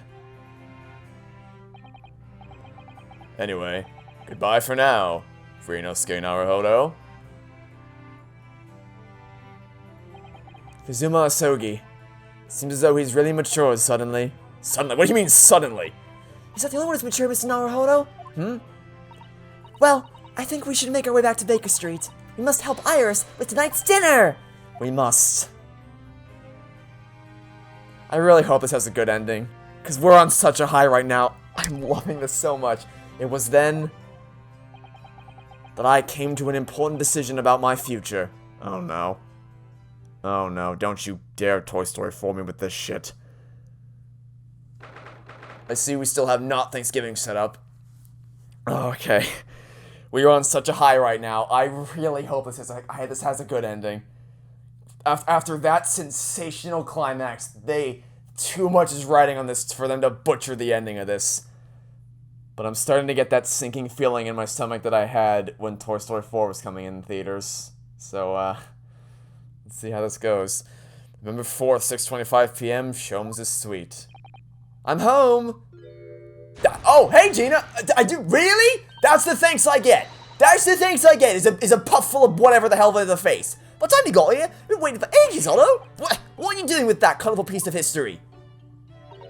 It's a party, isn't it? It's gotta go off with a bang. I mean, fireworks ideally, but when you ain't got fire, smoke's the next best thing, ain't it? There's a girl on Frizzle Street who could help you with that, I think. Right. I remember that. You shouldn't have told her that. You don't have to reload the thing every time I speak. Sholmes? Yep. I assure you will defy your expectations. Take down every detail now, Mikotaba. Ah, the world-famous great detective regaling his partner with the tale of his adventure. A sight to behold. Would you care to hazard a guess? Where do you suppose the fiendish runaway had concealed himself? Would you believe? Inside the trunk I found abandoned in his cabin. I would believe it, yes. I say, Mikotaba, I detect not a hint of surprise. I wonder why that is, Maybe because I was there at the scene as well, so I was about to say, like, wait, he was there for the whole thing. What? You were? Then why the deuce didn't you say so before? Oh, Sholmes. Not quite as I was expecting to be a whore, but still. Ah, Sholmes, you're so clever and so perceptive, and yet you're so stupid. It's hard not to feel privileged to see it. Hello, Mr. Sholmes, Professor Mikotaba. I'm finally back from the Bailey. And not a moment too soon. A feast prepared by Iris and Mrs. Arthur awaits. I must say, I haven't seen Susato looking so happy in a very long time. Ah, Runo, there you are. Dinner is on the table, everyone. Please do come take a seat. Oh, sure, we can take a seat, but Mikotaba sits on the floor. Time to fill me boots. There's a snake in my boot. Somebody's poisoned the water hole. Goodness, is that really true, Gina? Yup, I'm losing my compass club and going back to what I know best. It's a diver's life for me. You really leaving the police force? But why, Ginny? Well, the boss ain't around no more, so... Oh. And anyway, no matter how hard I try, that Reaper ain't ever gonna accept a diver turned dick, is he? Well, people can change, you know. Ah, yes, that reminds me. I rather thoughtfully offered to relieve the bailiff of this now defunct piece of evidence. It's the Inspector's pocket watch, and the crown's been reattached. That watch is his pride and joy, a symbol of his great achievements at Scotland Yard. For 10 years without fail, it measured every second of the man's remarkable career. But now, it's stopped. Someone needs to keep the memory of Inspector Gregson's career alive, by taking on the responsibility of winding that watch every single day again. Yes! Someone with an equally fierce detective spirit! It's gotta be me! There ain't no one else! Just as I was thinking. Quite right. I mean, after all, the boss was... well, he was my boss! Yes, Ginny, yes he was! Oh, yeah, I made you all a promise, didn't I, Iris? That I'd become a proper detective one day and track down your old man. Oh, well, so, funny story about that one. Alright then, it's decided. I'll do it, and I'll swear. I'll find your dad and bring him back kicking and screaming. I got some bad news for you, buddy. I'm not entirely sure that would be appropriate. Yes, I think, Gina, it might be best to, well... I think I'd like you to forget that promise, Ginny. Oh! Iris? Well, obviously I've always wondered about who my real daddy is. Of course I have. I wanted to know where I've come from. I thought it might tell me something about myself. But I've caused such a lot of trouble trying to find out for so many people. Hurley, Runo, Professor Mickey... No one cares about him. Oh no, not at all, my dear. Really, you owe no apology to anyone, especially not to you. Well, anyway, I've decided to give up on it because I finally realized my daddy is the greatest in the world. I don't think it matters what his name is or where he's from. Don't you agree, Hurley? Aww. With every word, Iris. God damn it. Oh, my game, stop it. Thank you, Hurley. Thank you, Daddy. I think, Nikotaba. Yes, Sholmes. I think that I ought to express my gratitude to you. Oh? For 6 years, you and I solved many a mystery together, and during that time, there were countless expressions of gratitude for our good services. But a moment ago, I heard the most pleasing expression of gratitude of them all, and I should never have experienced it, were it not for you. You old softy, Sholmes. But I must confess, it's a weight off my mind to hear you say it. Well then, I think this calls for a lengthy biting with some— No, god damn it, no! No, we're crying tears of happiness now. You don't need to make me cry tears of pain now. God. Oh well, the food will go cold. The only problem, maybe next week, Hurley? Oh, thank goodness. Are you sure because long enough, Iris?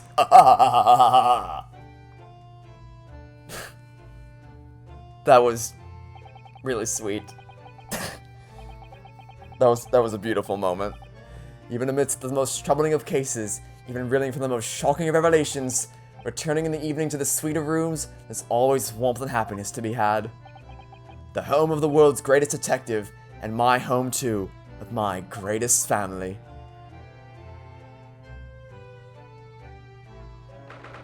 November 4th, 9:37 p.m. Naruhodo's Legal Consultancy.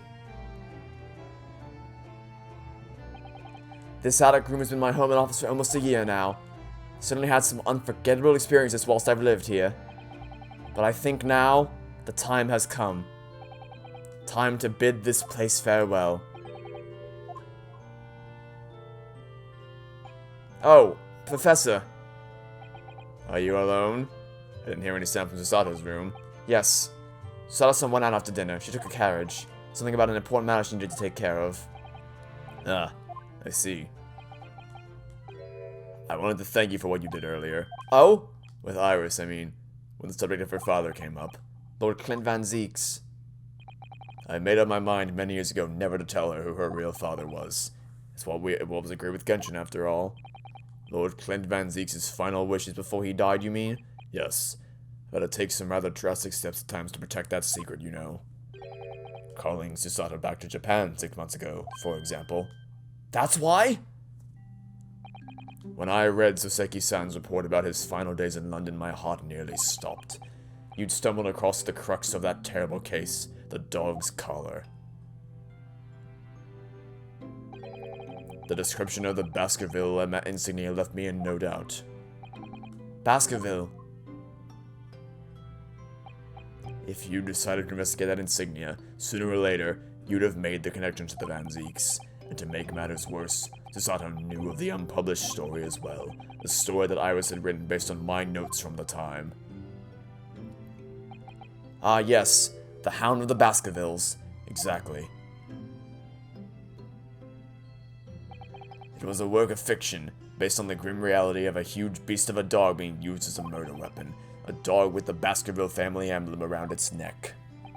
Armed with those two clues, I feared you and Susato might arrive at the truth.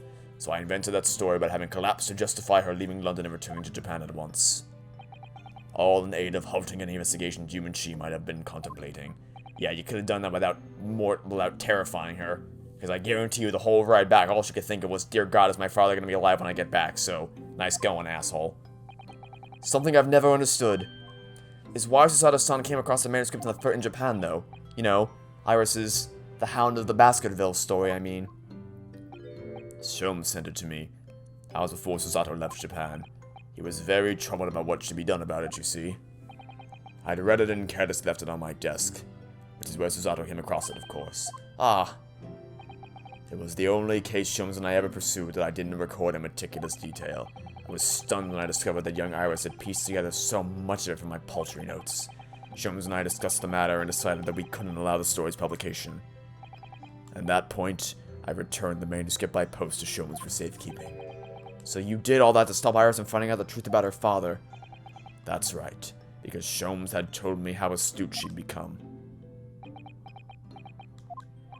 However, having witnessed events in court today, I must say my opinion has somewhat shifted. Oh? I think at some point in the future, the time will come for Iris to know the truth. And when it does, well, I believe it will be for the best. I think so too. Actually, Professor, I wanted to... yeah, god damn it. Judging from that expression, I'd say you've come to a decision, have you? Yes, I have. I will be returning with you to Japan. God damn it. Are you quite sure? I'm really only here as a substitute for Kazuma, but he's here in Britain now as originally intended. Locum student Naruhodo doesn't really have a right to stay, I think. I see. Looking back now when I first arrived here in February,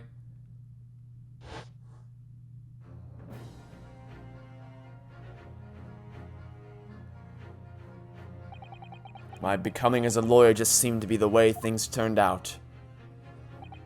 With Kazuma, Sato-san, and Mr. Sholmes all gently pushing me in that direction.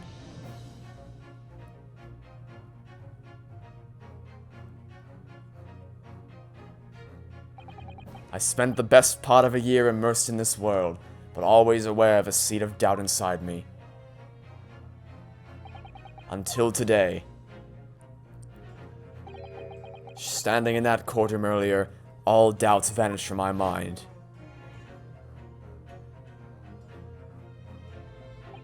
I was totally focused. I was sure of my belief in my client, and I was sure I could see the trial through, and at the end of it, I finally realized no one else chose this path for me. I chose it myself.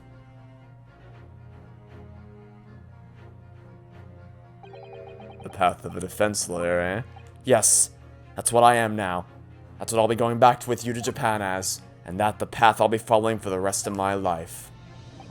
Well, sounds like you've made quite a resolution there. I have. Very well then. I must say, it's extremely welcome news. I shall make arrangements for your return first thing tomorrow, but I don't imagine we'll depart for a few days. Not with the symposium having been cancelled now. Such a shame. Never mind. I'm sure there'll be other opportunities in the future. Well then, I'll bid you good night. Yeah, that's what I was afraid of. Hi there. Yeah, so remember when I said that I was having trouble sleeping with a terrifying thought that I might know how this game was going to end? Well, after reading some comments, the conclusion I came to was that they might actually do what I feared they might, which is send him back to Japan. But, I'll reserve judgment until the curtain truly falls. Hey there, Susato. Susato-san.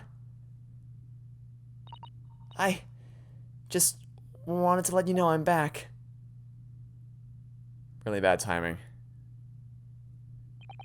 Did you, hear what your father and I were discussing? I'm sorry, I did, yes, I couldn't help but... Oh, how much did you hear? Well, from the part about Iris's real father, I think. In other words, from the beginning. So, you've made up your mind? You'll return to Japan and continue working as a defense lawyer. Yes, I'm sorry, I really should have consulted you about it. I did want to earlier this evening, actually, but you'd already gone out. Oh no, that's quite alright. I already knew that's what you decided, Naruhodo-san. You did?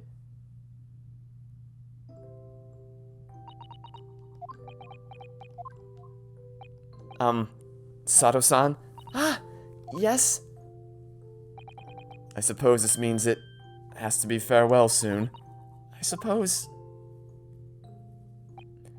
You'll be a great help to Kazuma going forward. I mean, I know he's a brilliant lawyer, but he's new to the British courtroom. He'll certainly benefit greatly having a brilliant judicial assistant at his side. I'll do my very best. Wish I could say it, but I just can't. I can't ask her to come with me, after all. She was always supposed to be coming to Britain as a Kazuma's assistant. It's growing late. We should both try to get some sleep. I'm sure you must be exhausted after today. Oh, yes. You're right. Before I retire, let me just say one more time. You really were quite splendid in court today. So if you ask me, anyone who thinks of you as a substitute or a locum student should be ashamed of themselves. Sato-san. Thank you.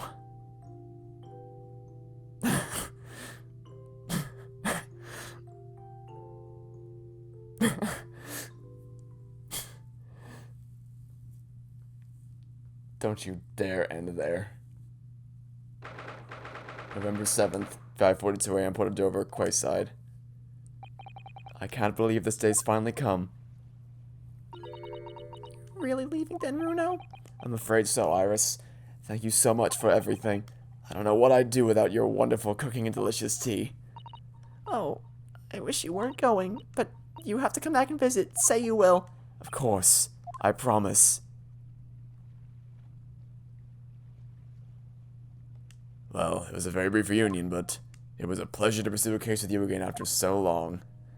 For a while, at least, it feels felt like old times. Yes, I suppose God damn it, get a hold of yourself! Ha! I suppose, on reflection, there's something to be said for it, having a little fun once in a while. I'll just go and say goodbye to the professor as well, I think. Alright, Iris, you do that.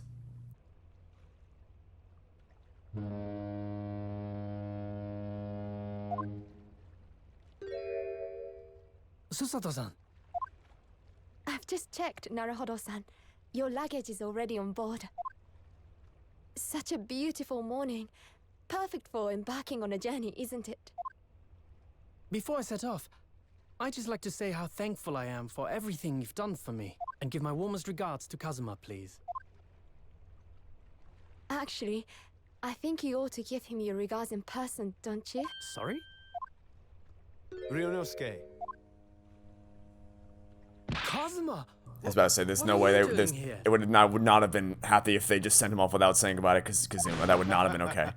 Do you really think I'd miss my best friend's departure? Thanks. To be honest, I'd been looking forward to our wild time tearing up the streets of Her Majesty's capital, but... Well, we'll have to save that for another time. Personally, I'm looking forward to facing you in court again. Me too. But, we're both defense lawyers, so, I'm going to become a prosecutor. I'll stay in Lord Van Zeek's tutelage for the time being, but before long, I intend to be just as formidable as the Reaper himself. I wouldn't have it any other way. Oh, I see. Actually, Ryunosuke, I have a favor to ask. God, not another favor. The first one's what got us to this place. Oh, don't even... No. I'd like you to take care of this for me for a while. Karuma? What? Because I've seen it now. I've seen what's inside me.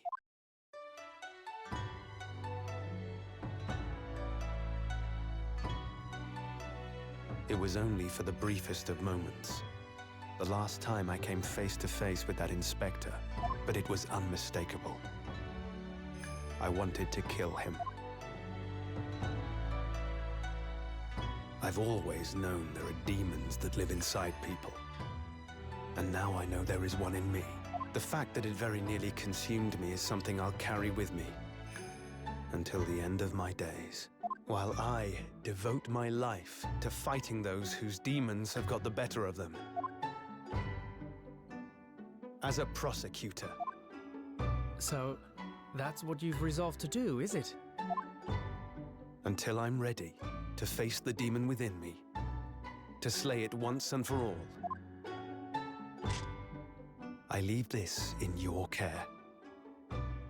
If you'll take... Of course I will. I'll keep it by my side. I wasn't prepared. I wasn't prepared to cry my eyes out today. God damn it.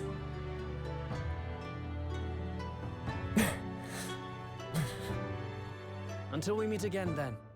You have your path to follow, and I have mine. Naruhodo-san? The path you're going to follow from now on, Say it. I wonder if I might follow it at your side, and unless I'd be a burden. I mean, I would very much like you to come with me. But aren't you...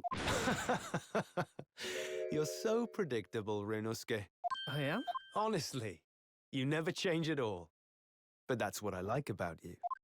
You mean you knew about this? It was the evening after Lord Van Zeek's trial came to an end. She came to see me at the prosecutor's office. Really? Or when I had that conversation with Professor Mikotoba. So, you'd go with Ryunosuke back to Japan? Yes. I know it's unfair of me to follow my own interests like this. Coming here especially to tell me. You're a stickler for etiquette, aren't you? Well, what are his feelings? We've never discussed it, of course, and Naruhodo-san has made no such suggestion. I worry that perhaps I'd be a burden to him. He's just as much of a stickler for etiquette as you are. He'd never say anything before he was asked. But I'd feel happy knowing you were with him. Look out for him on my behalf, will you? God damn it. Of course.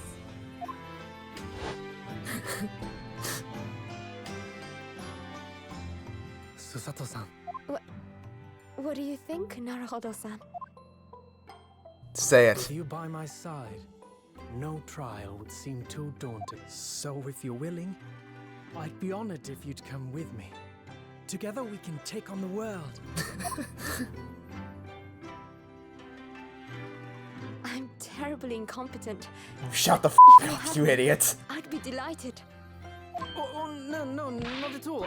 If anyone's terribly incompetent, it's me. Yes, I agree. Ah! What's wrong? Your luggage, Susato-san. There's no time. The ship's going to set sail any minute now. It's all right. There's no need to worry. As it happens, my luggage is already on board too. It is?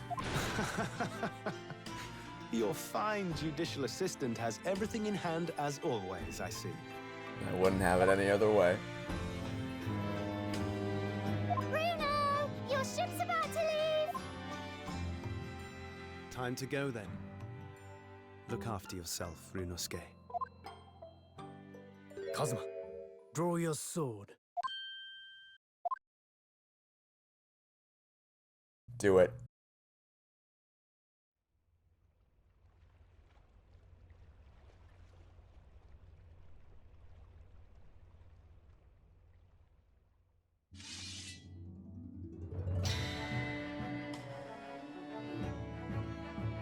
One day, when our paths cross, once more, we'll fight a duel of words across the courtroom. A day I eagerly await as a lawyer. I've been waiting to hear you say that, partner.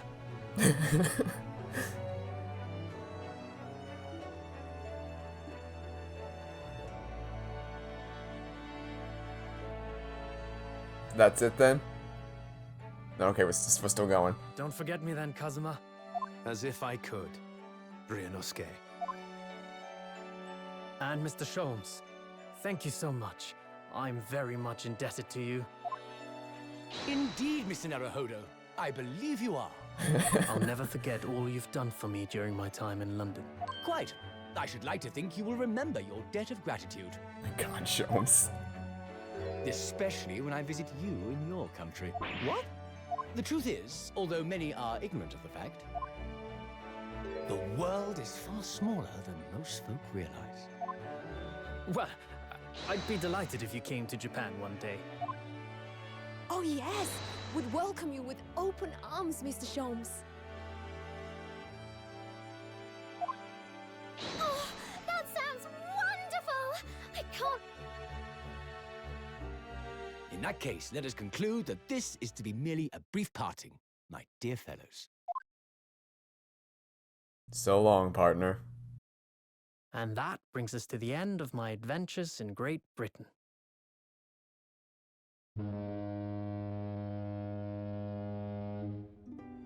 A peculiar twist of fate brought me halfway around the world those many months ago. But that was just the start of my journey. Who knows where fate will lead me next? Still, I'm confident this won't be my last meeting with the friends I've made in London. And when we're together again, no doubt the first words I'll hear will be, Come, the game is afoot.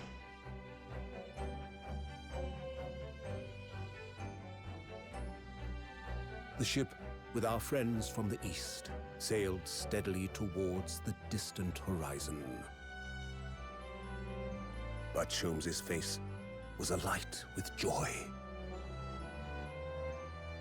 The times may change, but a steadfast friendship will remain true, Wilson. We have but to gently close our eyes, and we are with our companions once more.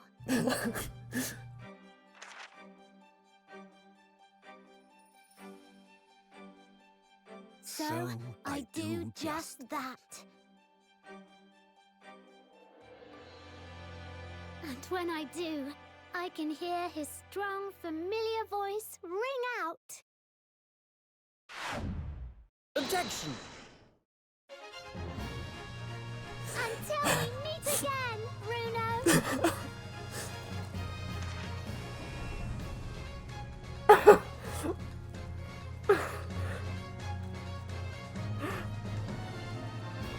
Oh my god.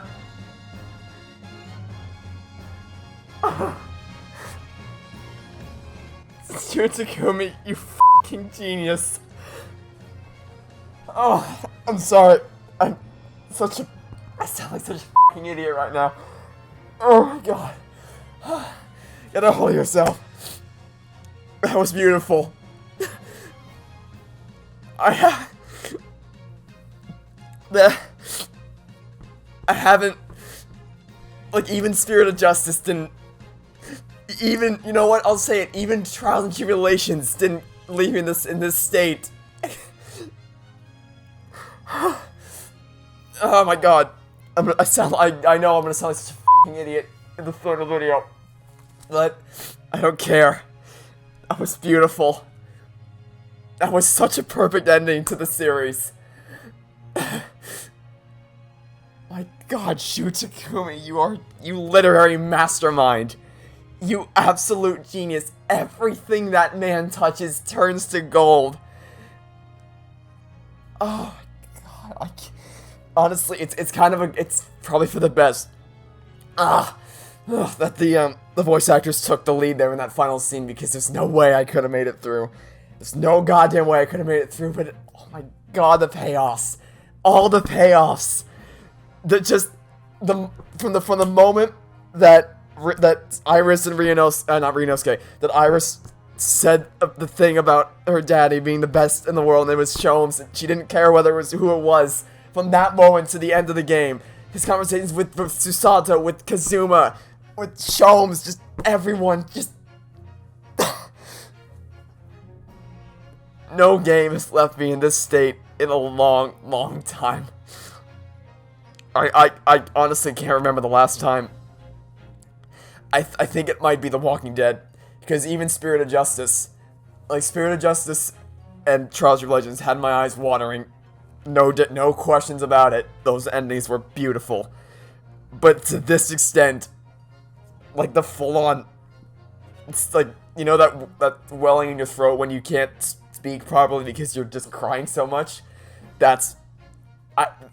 I'm pretty sure the last time I've had that feeling was when I played the Walking Dead games.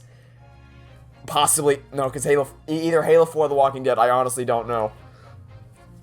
That was beautiful. That was beautiful. And because the thing is, like, my greatest concern throughout the whole time was because I saw some comments talking about, oh, the very end of the game, they kind of ruin it. And I was like, oh no, are they gonna make him actually leave Britain and go home to Japan? But then I thought, I'm like, well, it's not that I was concerned about. It was the fact that he was gonna be leaving everyone else, like leaving Sholmes and Iris and Susato.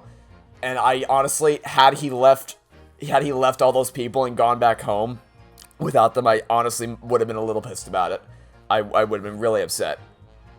Wait, what?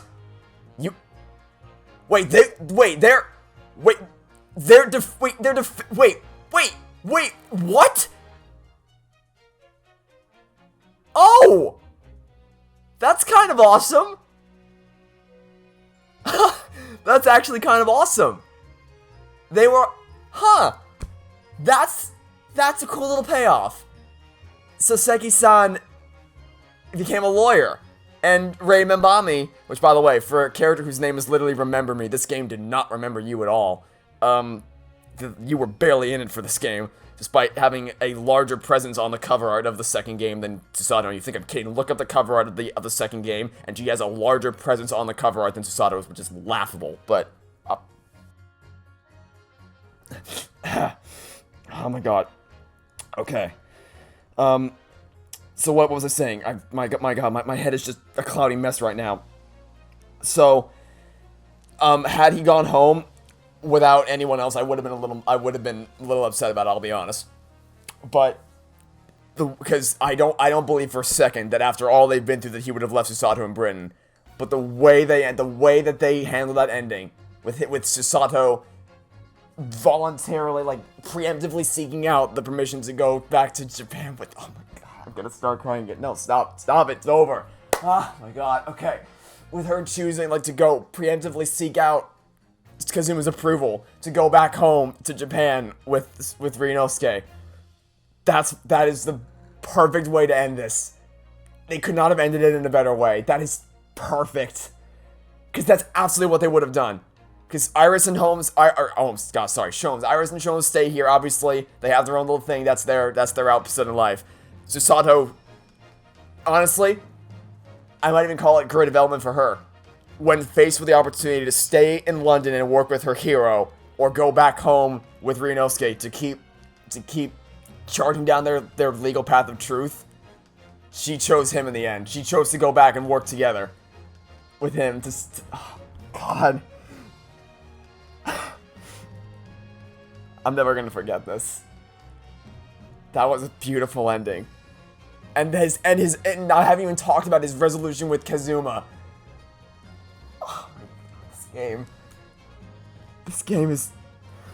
I told you guys, Shutakumi, like, I guess I should rephrase. It's not that everything Shutakumi touches turns to gold. It's every script he has complete control over turns to gold. Because the original trilogy was his script. That was his masterpiece. The characters were entirely under his control. The script was entirely his. That was all his. That was all his work. And the Ghost Trick Fantasy was the same thing. That was he directed, he wrote it out. That was his masterpiece. Apollo Justice is a game that should never have existed, and he's gone on record saying that he wanted Phoenix's story to end with Trials and Tribulations.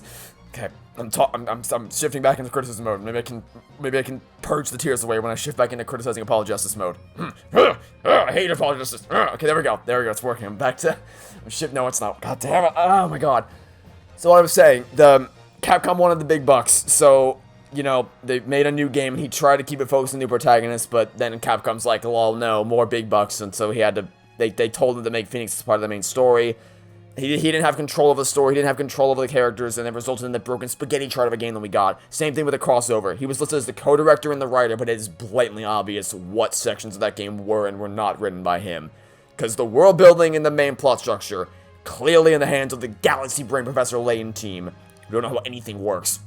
But when they actually had to write mysteries, logical build-ups and deductions that you can actually solve and that made sense, they realized that they had no idea how to do that, and then that duty went to Shutakumi. And honestly, the only salvageable parts of that game were when he wasn't being tainted by Professor Layton's writing stupidity. I made some tea, Naruhodo-san. It's important that you rest while you can. Once we arrive in Japan, you shall be busy establishing a new office. I'm so delighted to be accompanying you. After all, your talents have been recognized by a great detective. Because you really are the greatest of lawyers. A great ace attorney, some might say. God damn it. I just got done. And now you're back at it again. Anyway, the point being, like, the only parts of the crossover that were salvageable were the parts where it wasn't being tainted by Professor Layton writer's stupidity.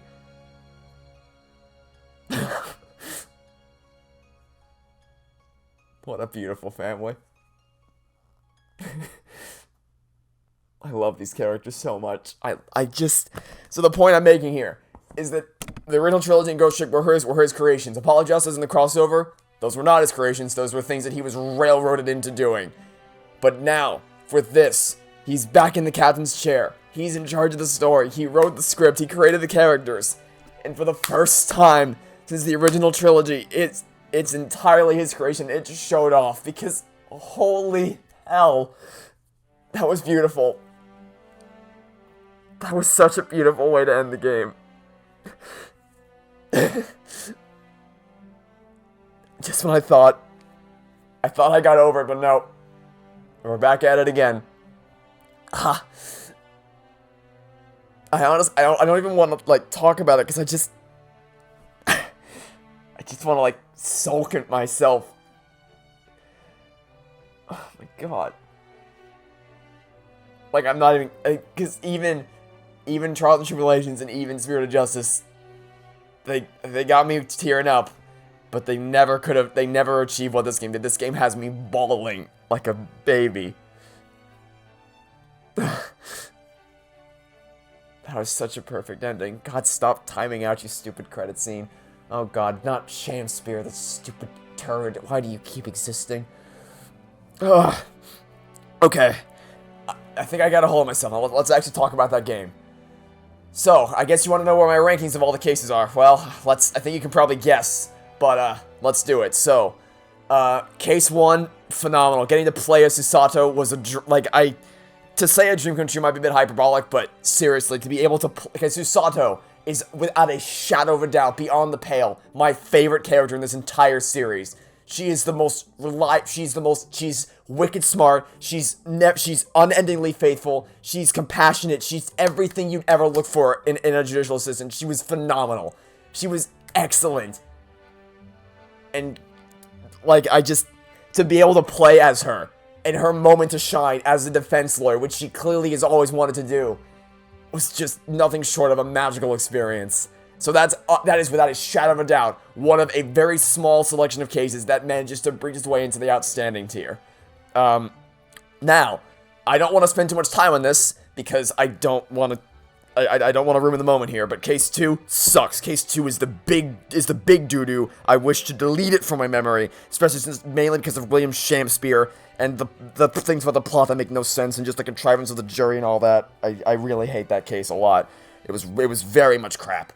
So that goes in the awful tier. It's honestly even worse than the 4th case of the first game. Case 3, another case that is in the outstanding tier that's not a finale case. It was fantastic. Just everything. The way the mystery built into each other with all the little subtle hints and drops and reveals along the way. And the character work in that final epilogue with Van Zeeks and Kazuma and his father. Just, that was perfect. It was such a great case. Case 4... it's not a bad case by any means. Like, it's not horrible. I didn't hate it. It just felt like it was clearly supposed to be a setup that they tried to shoehorn in part of the trial into. So I'd probably put it, like, high-end good tier. Because were it not for the trial, it probably could have been great tier. I just think it was weighed down a lot by the shoehorning in of that. But this case, it's not better than Bridge to the Turnabout. But it's second. It's literally second. Because no other case has brought this much emotion out of me. Because Bridge to the Turnabout will always be my favorite. Because it just so perfectly caps up the story of that original trilogy and all their character arcs. But this game did just as well of accomplishing that task for the Chronicles. It's literally second.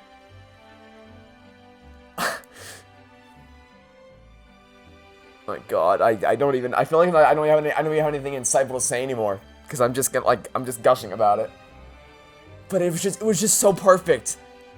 like, okay, so we didn't get anything about Hosonaga, which honestly I was kind of confused about. I thought they really were going to do something with that, and Bolshevik. But every other thing, every major plot beat, God's Resolution, Giselle Brett, Kazuma's Quest, the people from Case 4, albeit they were useless, the Justice Minister, the Hound of Baskervilles, Susato's knowledge of the Hound of Bakersville, the transcript of the music disc, Kazuma's name on the list, the story of Gina, Susato's father, Mikotaba and his involvement with Kazuma, the judge that's involved with Kazuma, the B card which ended up being the collar, the history of Van Zeeks, the conspiracy, all of it reached such a perfect resolution. That is... My God, I love these characters so much. And the thing is, like, everything. Did this... Because the thing with the original trilogy is that it wasn't designed from the outset as being a three-part story. It was the first game, and then they're like, oh, this is actually doing really well, or we gotta make a second game, and then that's when they made plans for a part 2-3 conclusion.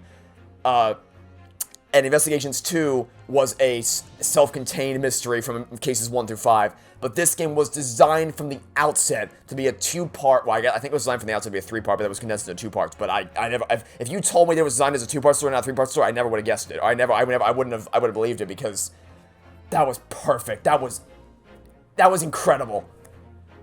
That was so good. That everything, literally, from the first case, they were already starting to set up things with Judge Jikogu and Giselle Brett, known as Assassin, Kazuma's journey, and Susato and Mikotaba, and every case since that, except for cases 4. Like, okay, case 4 was worthless in the first game in terms of the relevance to overall mystery. Case 2's only relevance in this game was because they found the crown at the end, or because they found the collar at the end, but that could happen anywhere.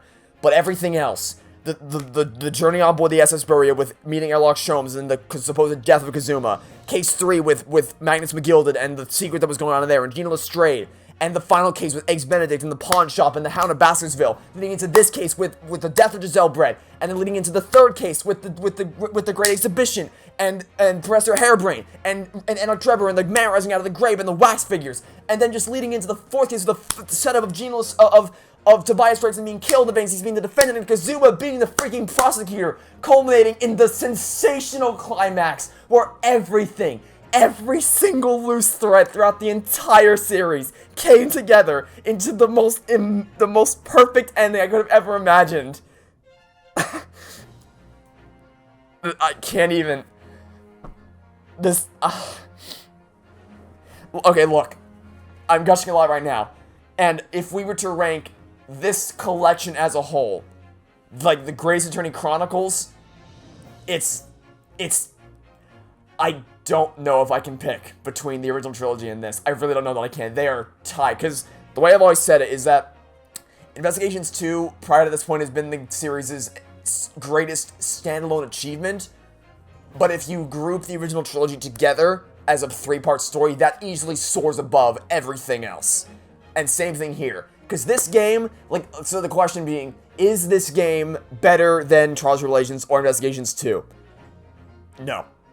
I'm sorry, it just isn't. Case 2 destroyed any chance this game had as an individual experience of dethroning those two. Because the worst you'll get in Trials and Tribulations is Recipe for Tonight, which, while not a bad case, like, that case is still great, it's just, like, the weakest of the 5. And Investigations 2, the worst you'll get is, again, well, so a lot of people say the Imprisoned Turnabout, I don't know, I still think the Heritage Turnabout's pacing is a lot worse than Imprisoned Turnabouts with the waffling about and the shorter sections condensed and all that, so I still say Case 3 is worse, but either way, whether you think it's Case 2 or 3, again, the worst you'll get is a great case, whereas this game, the worst you get is the atrocity that was Case. I don't know what the hell that was supposed to be.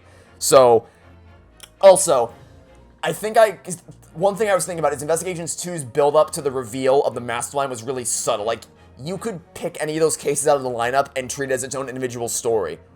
And you wouldn't know until the final case that it was all building up to something a lot greater. Whereas here, let's be blunt about this, they kind of were like, hey, look at this little breadcrumb, come follow along, it's going to lead to something greater. And there's nothing wrong with that, to be clear. Like, I don't know if you can tell, I kind of love this from start to finish. But I think I do prefer the more subtle build-up to the greater 5-part story than the in-your-face, hey, see this little breadcrumb?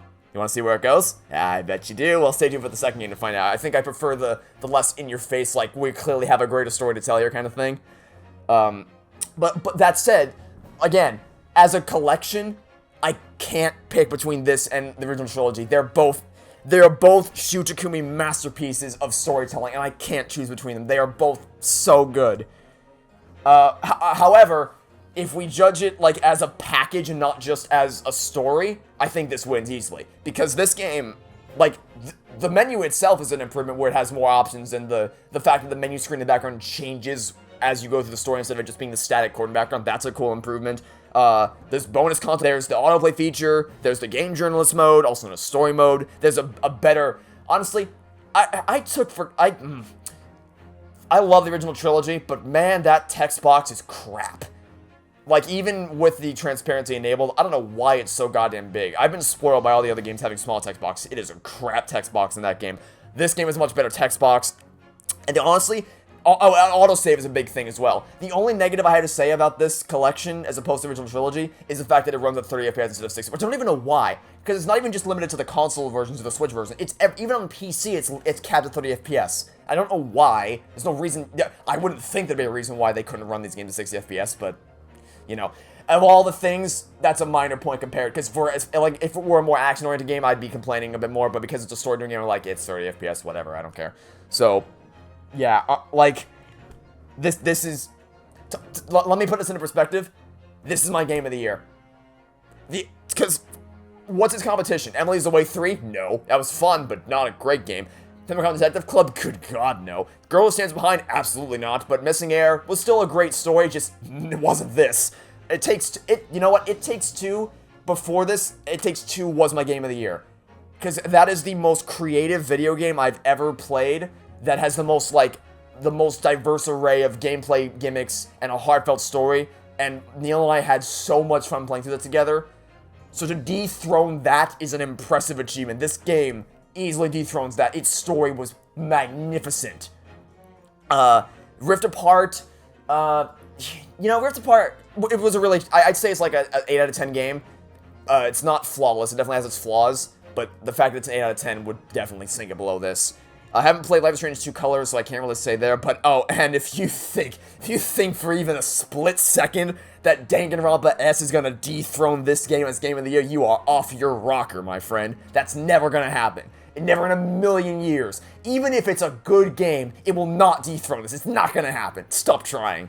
The only thing that I think can possibly dethrone this is Halo Infinite, because that is also supposed to be the culmination of the story, the end of the Chiefs story, the last mainline Halo game. So they're gonna pull out all the stops for that, and that's, I think, the only thing that could possibly dethrone this. But this, Capcom, this game has overwhelmingly positive reviews on Steam. The world loves this game, and now that I've finished it, I can rightfully see why, and I am very thankful that you finally localized. Thank you so much for localizing this game so I could play this year, because, let me tell you, after the shit I've dealt with, both in my personal life and also just playing some really shitty games and watching some really shitty television this year, I needed this. I really needed this. I am eternally grateful to you, Capcom, for localizing this. Everyone on the team, the localizers, the English voice actors, the programmers, the designers, the animators, everybody, every single person at Capcom who worked on this game, every fan of Ace Attorney around the world who campaigned for this to happen. Thank you so much. I needed this so badly. You have no idea how badly I needed this game to play this year. And I'm so happy I finally was able to. This was magnificent. Like, I wouldn't recommend it as like a starter. Like, if anyone looking to get into the Ace Attorney series, I wouldn't recommend it as like your first game, because I think the first game still does a way better job of getting you into the action a lot faster. But for people who are fans of this series, who have been with it for a while, and who are accustomed to the way the pacing works, this is such a magnificent achievement. The payoffs, the setups, everything was just perfect. I was worried it wasn't going to be, I was honestly terrified it wasn't going to be perfect, or even good, when I started to get in my head about how it could end. But I couldn't have asked for a better ending. And Capcom, take this as a lesson. Put the rest of the games on Switch, goddammit. Localize what you haven't localized yet, and port everything else to the Switch. Put all your games on modern gen consoles. Like, clearly there's an audience that wants to play these games. Please, I beg of you. Ugh. Well then, I suppose that's it, because another reason why I'm getting a little emotional right now, aside from the fact that this game's ending was beautiful, is the fact that this is the end. Can't get hold of yourself. This is the end because we've done it. We've played the original trilogy, we've played Apollo's trilogy, we've played the Investigations games, we've played the crossover, and now we've played the Great Ace Attorney Chronicles. We have played every single game in the series. Everything that's released since 2001 until now, I've played them all. I've journeyed my way through every... take that, hold it in objection, from 2001 to 2017. And with that, my adventure is finally over, and I'm a little sad about it, because, to be honest, I always knew there'd be more. Like, even when I finished Tribulations, when I recorded that, I wasn't sure if I was gonna continue or not. I didn't plan on adding a little post-credit scene until a little bit later after I finished recording. I wasn't sure if I was gonna continue with the series or not, but I knew that if I wanted to, there would always be more games to play. After Spirit of Justice, I knew that if I wanted to, there was a fan translation of Investigations 2, there was a crossover, there was a fan translation of Great Ace Attorney. I knew there was more. After Investigations 2, I knew there was a crossover. After the crossover, I knew there was the Great Ace Attorney Chronicles, possibly coming out. So I always knew, even though I was saying goodbye and I was saying that was the end, I knew there would always be more on the horizon. But this time it actually is the end.